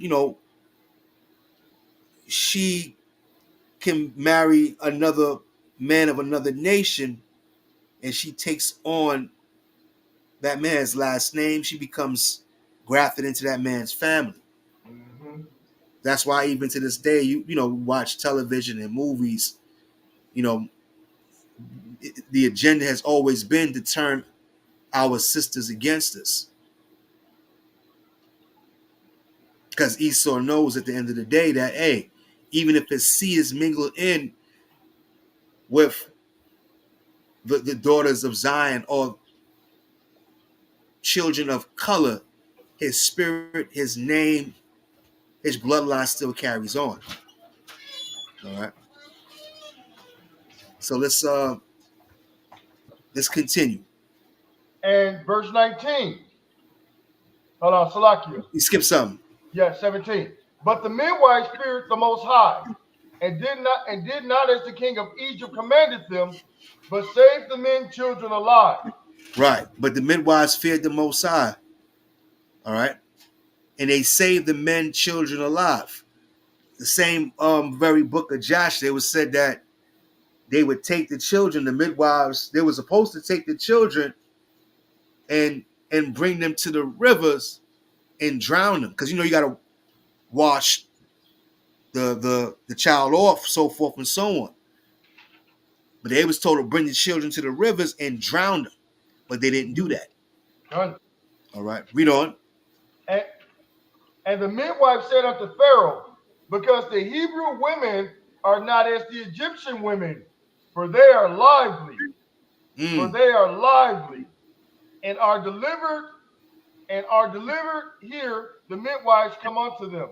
Right. So it said, remember, the Lord says the difference between the Egyptians and Israel. He said the Mhm. children of Israel, the children or the daughters of Zion, they were lively. What does it mean by lively? Any brothers and sisters in the chat want to expound on that? I bet Bethia know. Where's Wanda Wanda at? Where my sister at? She in my age. She always be asking us to go like 4, 5 hours, and then she not here. Where's she at?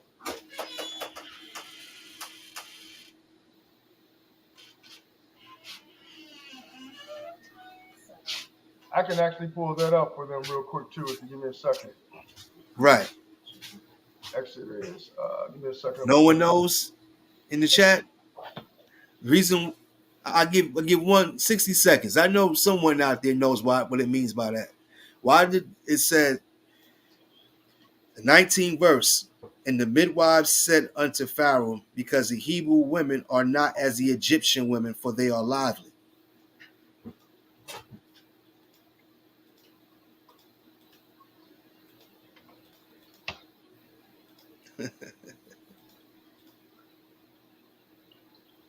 I guess they ain't type fast enough, right?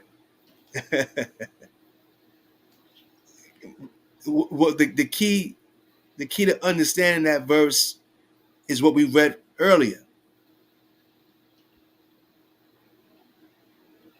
All right.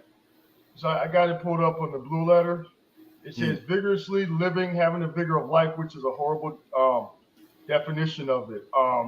That means that to me, when I read it, it means that those women were lively. They pop out, be ready to brawl, but they put their hands on That too, but it had. But remember, they're giving birth. them. So Right. if they're giving, remember the Lord said Israel became mighty. They began to multiply exceedingly. They weren't just giving birth to just one child. They was giving birth to twins, boys, girls. And when they was doing it on stools, keep in mind, they had energy. So they're giving birth to children, and these children, you know how you said it was lively? Egyptian women go into pain, give birth. Guess what? They knocked out. There's not much you can do after that, right? Your Mm-hmm. body then went through a process of bringing forth new life. The children of Israel, the daughters were bringing forth new life, and they was still had that vigor and had that energy. Mm-hmm. All right, the baby was just popping out. They never seen that before. They weren't used to seeing that. But the children, Mm-hmm. the daughters of Israel had that. They had that vibration. The Most High was with them. Oh. They were lively. They was giving birth to these children, and they were still walking around and happy about it and everything at the same time.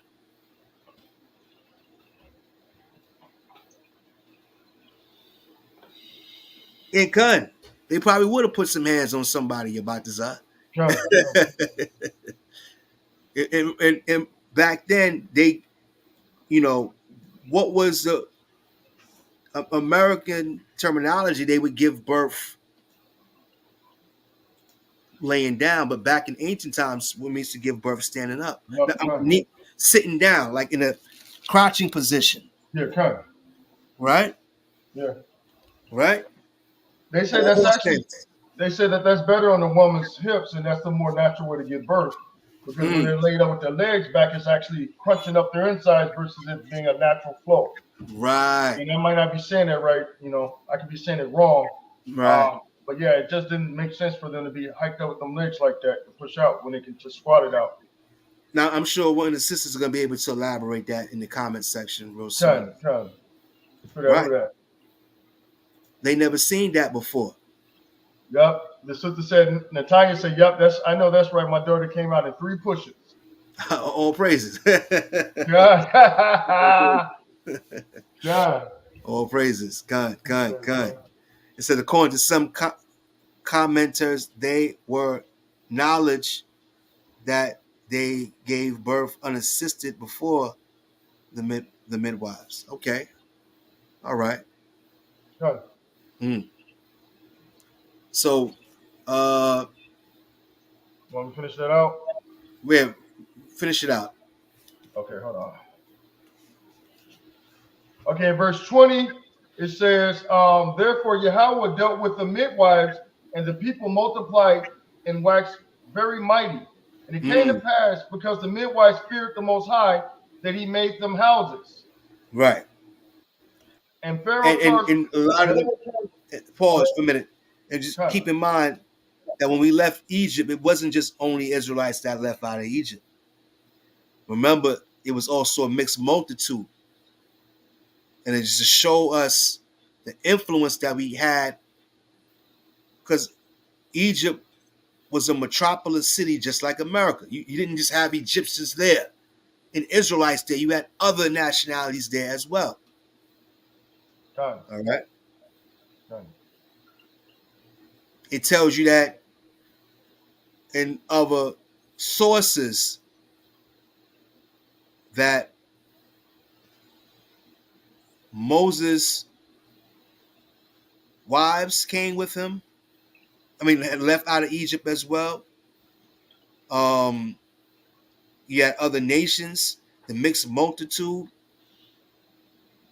and they followed our laws up until a certain point. You know what I'm saying? They followed our laws. Then we had to get them out the land because we don't went to captivity under the Babylonian Empire. We had to, we had to rebuild. You know, but yeah, keep on reading on that one. Cut. Verse 20, and Pharaoh charged all his people, saying, every son that is born ye shall cast into the river, and No, every were you reading something over? What are you reading now? I left off when we stopped. I was reading 21, and the last one was 22. Okay, Cunt, go ahead. All right, in verse 22, and Pharaoh charged all his people, saying, every son that is born ye shall cast into the river, and every daughter ye shall save alive. Right. So of course the midwives didn't follow suit with that. And the Mosai blessed them. Mosai said he built them houses. They got and received houses. And I'm sure they probably received that. Hey, Shalom, Dad. Shalom on the one. All praises. Oh, Congratulations. God. Congratulations, Danyala. You know what I'm saying? All praises to the Mosai. Prayers answered. And yeah. And this is the end of chapter 1. We have to do a part 2, but I'm going to give you some insight into Moses. I'm actually going to give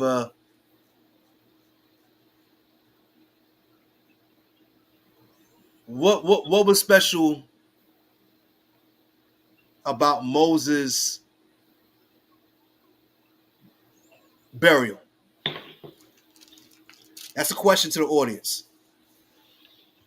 Remember, Moses took credit for breaking the rock, giving the people water. They aggravated him so much. Even though Moses was a meek, very meek man, he wasn't just all introvert. All right? Is it introvert or extrovert? Which one is the person that keeps himself? Introvert, right? You said the Most High buried Moses. Right. Mosai buried Moses. That was special about Moses' burial. All right. Something else that was special about Moses' burial. It was something special about him. Remember, the Mosai preserved the shoes in our feet at that time that we was in the wilderness. And we're going to continue with part 2 sometime next week. It was something special about his appearance. Remember, the Mosai fed us with manna, bread from above. He was not a man of words. No, Moses was a man. Moses taught. He was an introvert stage today's self. He had both. He was introvert and extrovert. Let's say it like that. He had both because I'm like that. A lot of brothers is like that. All right. Oh, there you go. Okay. Sister was right. Most high blessings to the sister Natanya. Someone built that sister a house. Come. That sister a hand clap for real. Okay. All right. She was on point. All right. So that the next lesson is gonna be somewhat geared towards that. We'd have a good exam. Okay, for all praises. So let's get the scripture on that. Give me Exodus. All right. Give me Exodus. Deuteronomy 34th chapter, 5th and 7th verse. We still got go over a few more books, but let's stick to the scriptures. We can bring the books out for next week's class. Exodus 34 and 34th chapter and the 5th verse. Barak, you get that, brother. God. Like you fall asleep on me, man. You tired? I drank too much coffee. Oh, okay. Cut. This is the book of Deuteronomy, chapter 34, verse 5, and it reads, So Moses, the servant of the Most High, died there in the land of Moab, according to the word of the Most High. Right. So Moses, the servant of the Lord, died there in the land of Moab, because remember, he took credit. He took credit out of anger for hitting the rock and giving our people water. But you got to understand, he was dealing with a lot. But he was also considered a friend to the Most High, and that hurt the Most High's feelings. Mm-hmm. All right. But he was still able to see the land from a distance. The Most High showed him the land. All right. So he had a bird's eye view. Read on. And he buried him in a valley in the land of Moab over against Beth Peor. But no man knoweth of his sepulture to this day. Right. No man knows where he's buried to this day. Right. No one knows. Give me Matthew's. The 17th chapter in the first verse, Yabatazah. We're in the book of No, say this. Don't read it yet, brother. Don't get Matthew's yet. But I just want to elaborate. You hold on to Matthew 17 and remember what Barak just brought out. Because remember, you got to keep in mind what would happen if they knew the burial site or the tomb of Moses. Of course, they would excavate it, right? They would ransack it. Esau is going to go do a thorough search of it, so forth and so on, put it up for display, everything that comes along with that. Now, Barak, read on. Baba Kushab. This is 34, verse 7. And Moses was 120 years old when he had died. His eyes was not dim, nor his natural force abated. Right. So from the time when Moses was born, he went, conquered in his, let's say his youth, 30s, late 20s, went out to battle as a general in Pharaoh's army. Right? His birth was a miraculous birth. When you read in the book of Joshua, everyone knew that that the Most High was with him, that his God was with him. He was controversial amongst the Egyptians. He wasn't always well liked amongst his people. His people expected him at that time to at least deliver them. But something had happened. He became a fugitive. He wound up going from Egypt into the land of Midian for 40 years, right? Married another woman. By the time he was 80, he comes back to Egypt with the decree from the God of Abraham, Isaac, and Jacob. So from 80 years old, that's when he begins his his political move to redeem Israel from the hands of Pharaoh. He dies at age of 120. But they said something special about his body. Read the 7th verse again.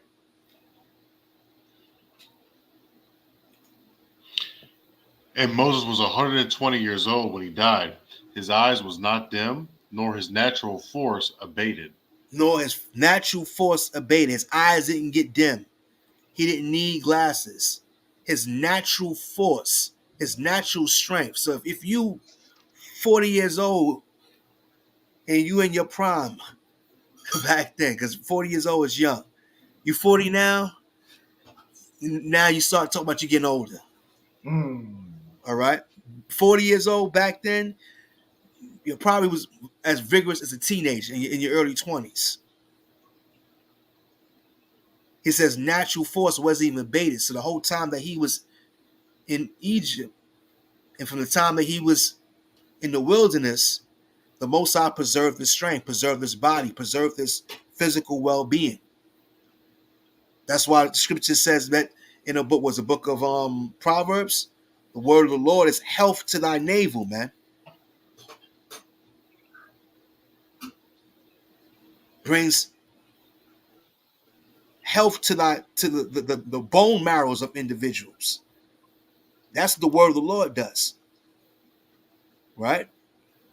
That's why we have to have a daily consumption of it and applying it. So now we know that Moses, in his death, was still young, right?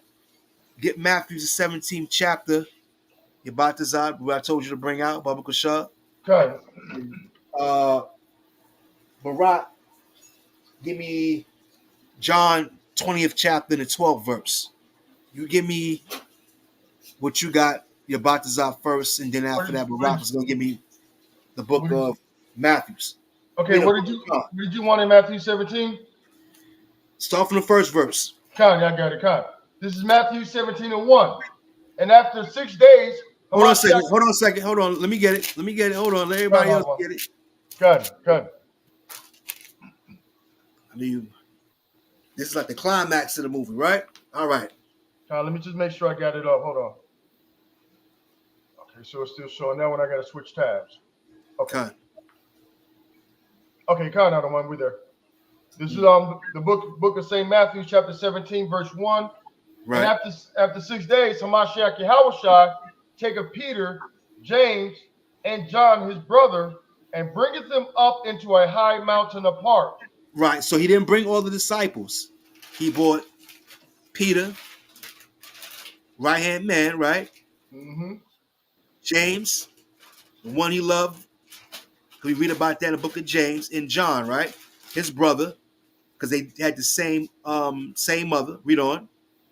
And was transfigured before them.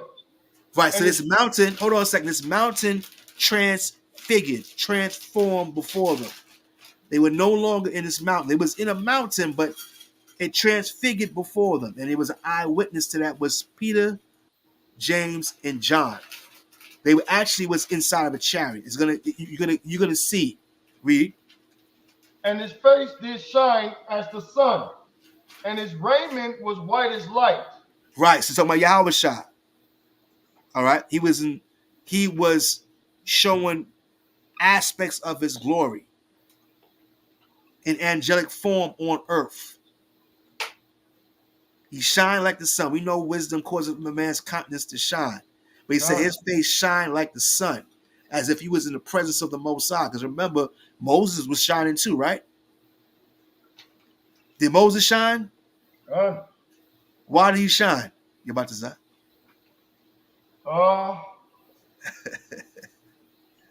Because of wisdom? Yeah, because of the wisdom and the light that the Most High had upon him. Right. He's in the presence of the Lord. Mm-hmm. So that light was magnified on him. That's when the people saw him. They was like, yo, who is this guy? He was afraid of Masha. Good. But he was in the presence of the Most High. That's why the Lord told him to fast for 40 days. Right? So this same light that was on Masha, this greater light is on Yahushua because of who he is. Matter of fact, he's the one that gives the light. Right? Read on. Con. And let me see. And behold, there appeared unto Moses and Elias talking with him. Right. Saying, behold, there appeared them Moses and Elias, which is Elijah, talking with who? Yahushua. They having a conversation amongst themselves. And Peter, James, and John was an eyewitness to that. Read on. Con. And then answered Peter and said unto Hamashiach Yahushua, Lord, it is good for us to be here. If thou wilt, let us make 3 tabernacles, one for thee, and one for Moses, and one for Elias. Right. So he said one for Moses and one for Elias. He said make 3 tabernacles. So that's one of the reasons why the Most High had to take. No one knows where Moses' body, his burial was, because people would worship Moses. And that's not what the Most High, the Most High said, I should have no other God before me. Right? They would worship Moses. All right. He said, let's make here 3 tabernacles. Now read on. Verse 5. While he yet spake, behold, a bright cloud overshadowed them. And behold, a voice out of the cloud, which said, This is my beloved Son, in whom I am well pleased. Hear ye him. The Most High to shut that down. He said, no. This is my beloved Son. You got to hear him. He's the man. Peter was trying to make Yahushua, Elijah, and Moses equal contemporaries. When the Most High is like, no, it doesn't work that way. He shut it down real quick. A voice came out. Right? Read on. And Salakia, verse 6. And when the disciples heard it, they fell on their face and were sore afraid. They was in that spiritual realm. They was inside that chariot that they thought was a mountain, but it transfigured. Mm-hmm. Right? Now they got access to the skies. Cloud comes, Most High's voice. Scared them half to death. Good. Right? Read on. And Hamashiach came and touched them and said, Arise and be not afraid. Right. It stopped right there.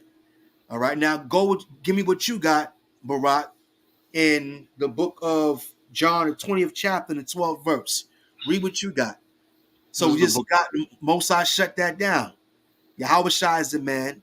He's the one that is the pillar that sits atop all other saviors. Joshua was a savior. Moses was a savior.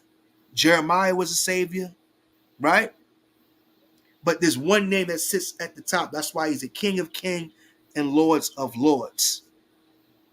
Joshua's name means savior, right? But he's not the Messiah. He's not the Mashiach. So here the Most High is trying to show them, look, yes, Elijah and Moses, those were the two, they were the man back then. Even back then with the Pharisees, Sadducees, and Scribes, they debated and talked about them more than any other prophets. Right? So now read what you got in John 20th chapter, the 12th verse, and then Baba Kushar, you're about to give me Mark 16 while he's reading that, please. This is the book of John, chapter 20, verse 12. And seeth 2 angels in white sitting. Let me read. Verse 11. But Mary stood without at the sepulchre weeping. And as she wept, she stooped down and looked into the sepulchre. Remember, all right, so this is Yahushua. The prophecy was that he's going to be raised on the 3rd day.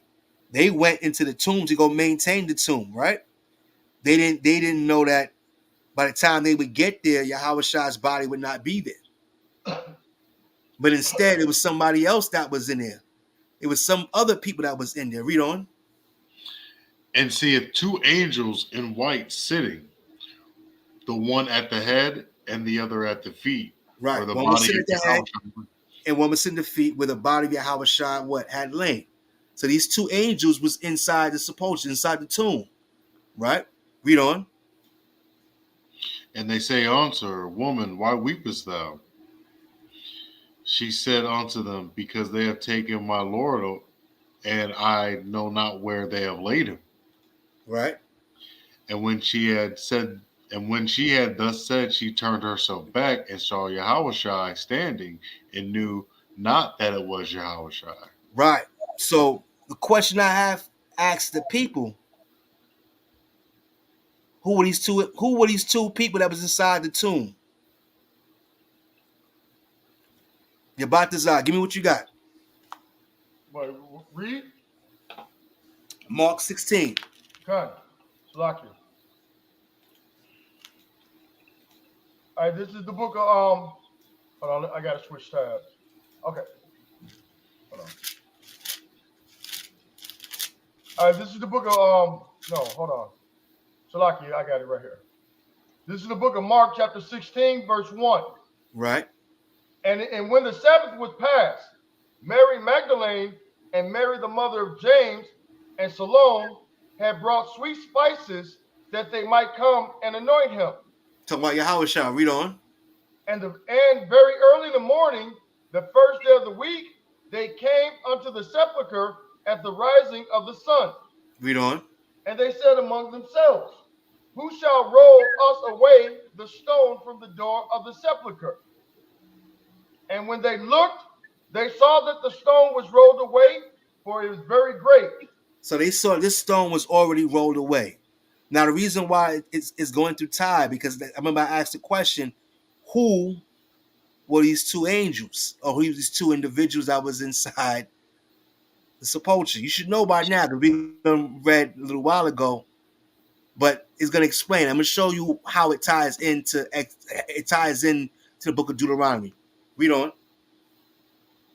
Verse 5, and entering into the sepulchre, they saw a young man sitting on the right side. So wait a minute. Pause. It said that they saw what? A young man sitting on the right side, right? Mm-hmm. They saw a young man sitting on the right side. Who was that young man?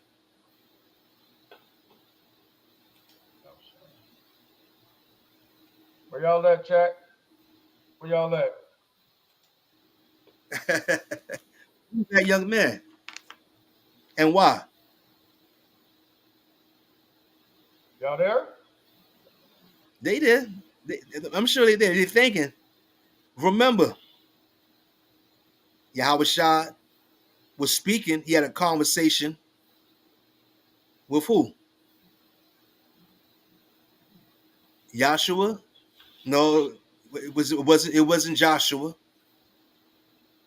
It wasn't Joshua. Remember, yes, it was Moses. Sister 101. It was Moses. They told us. It was in the previous verse. Right. It was Moses that was there. Because remember, we read that Yahweh Shai spoke with Moses and Elijah at that time. And the key to that is understanding this. When Moses passed away, what happened? He didn't decay. He didn't decay. He didn't get old. He was in his strength and his vigor. How do we know? Because Satan, the devil, wanted his body, right? Finish reading that and then get the book of Jude. Okay, kind of. We're gonna end with that. But read that, read the 5th verse again. God, and this is Saint Mark chapter 16, verse 5. And entering into the sepulchre, they saw a young man sitting on the right side, clothed in a long white garment, and they were affrighted or frightened. Right, and read what Moses said. Read. And he said unto them, Be not afraid. Ye seek Yahweh Shai of Nazareth, which was crucified. He is risen. He is not here. Behold, the place where they laid him. He said, behold the place where he laid him. So the prophecy was fulfilled, right? Now, this next verse is going to give you the key to understanding that this was Moses. All right? Because remember, again, we know in Deuteronomy that He didn't decay. He was in his vigor when he passed away. He gave up the spirit. So he was young looking, right? Okay. Read on. You about to say? God, I don't want God. But go your way.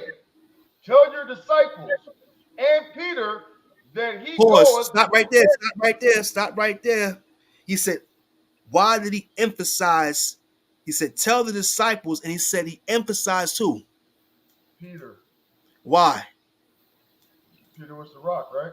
Rock of the church. We just read it. Why did he emphasize Peter? How come Moses knew Peter by name? Why would he specifically say Peter? We just read it in Matthew 17 chapter because he was there with him. He saw him. We have to go into the scriptures and look at it like Peter wasn't just, oh, snap, they go Moses. He interacted with Moses. He interacted with Elijah. Why you think he said, look, let's build a tabernacle for all three of them? The Most High said to shut that down. God.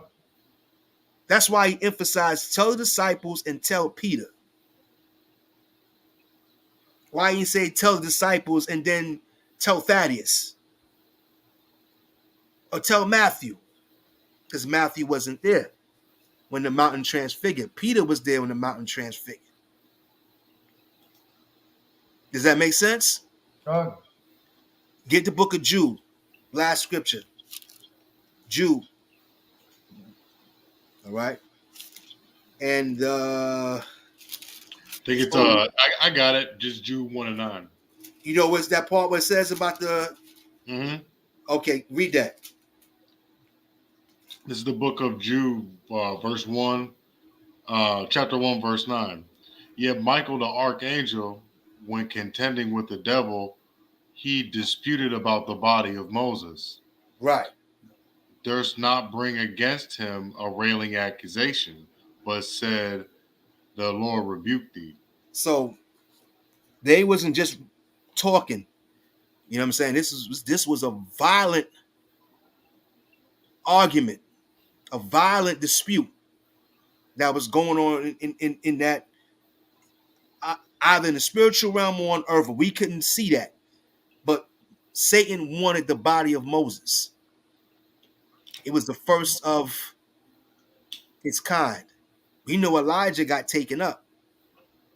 He didn't die. He didn't get buried. He was taken. The Most High took him. Chariot, a whirlwind came and snatched Elijah up. Moses, body didn't decay. He was in his youth when he gave up the ghost. And it said that the devil was disputing over the body of Moses. He wanted that body for himself, man. Who knows what he would have did with that? Probably put it on display.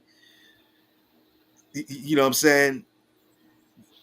You know that the Germans had access to the spear of Longinus. That was the spear of the Roman soldier that pierced the side of Yahushua. And they believe that whoever had possessed that relic was able to take over the world. We know that the Germans, of course, they're like the Levites of the Edomites, right? They deal with a lot of science, a lot of experimentation, dealing with black, they call, black magic. So that's they was into. But they knew that blood of Yahushua was on that spear, and it possessed some sort of virtue. Anything Yahushua touched has virtue to it, right? But who has it? Who wants to keep it for themselves and put it on display? All right, either that or they're gonna keep it hidden.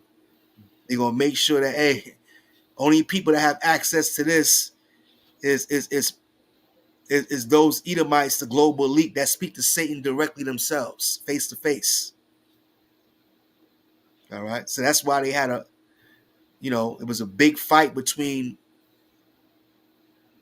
Satan and Michael. We know Michael is the defender of Israel. All right, he's the warrior. and he didn't get that body. He didn't Yeah. get out his body. All right. And the sister said they probably would have cloned him and made him wicked as hell.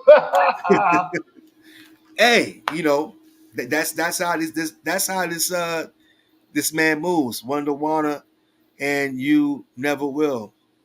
WS got the black churches on smash just like in slavery. Okay. Come, All right. Yeah, come. man. But I'm not gonna hold everybody up too late because I know some people just came home from work. I just came home from work a little while ago, Come, and tomorrow's gonna be another class. But there's gonna be a part 2, come, come. and part 2 is gonna go. You know, Moses was a meek man on the earth. Moses had many names.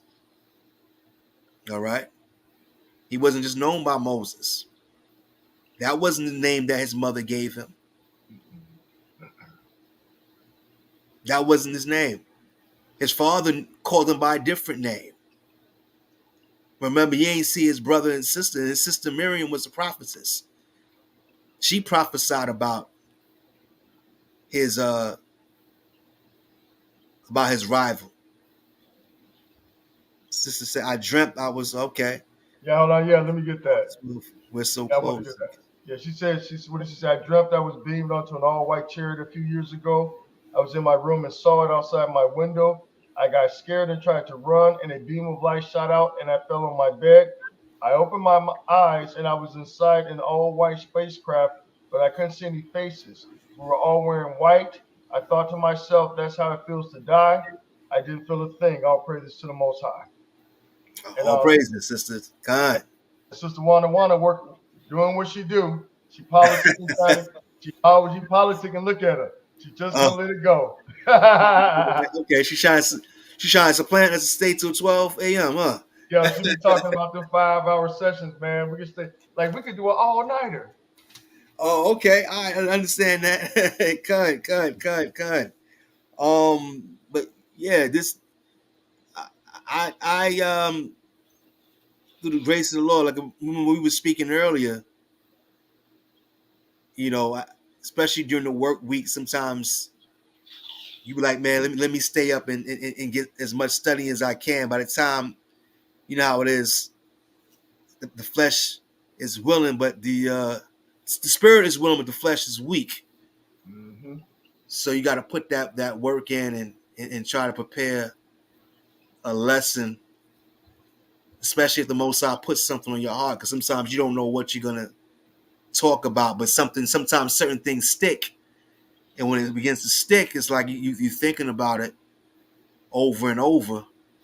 So I was like, okay, and I see, you know,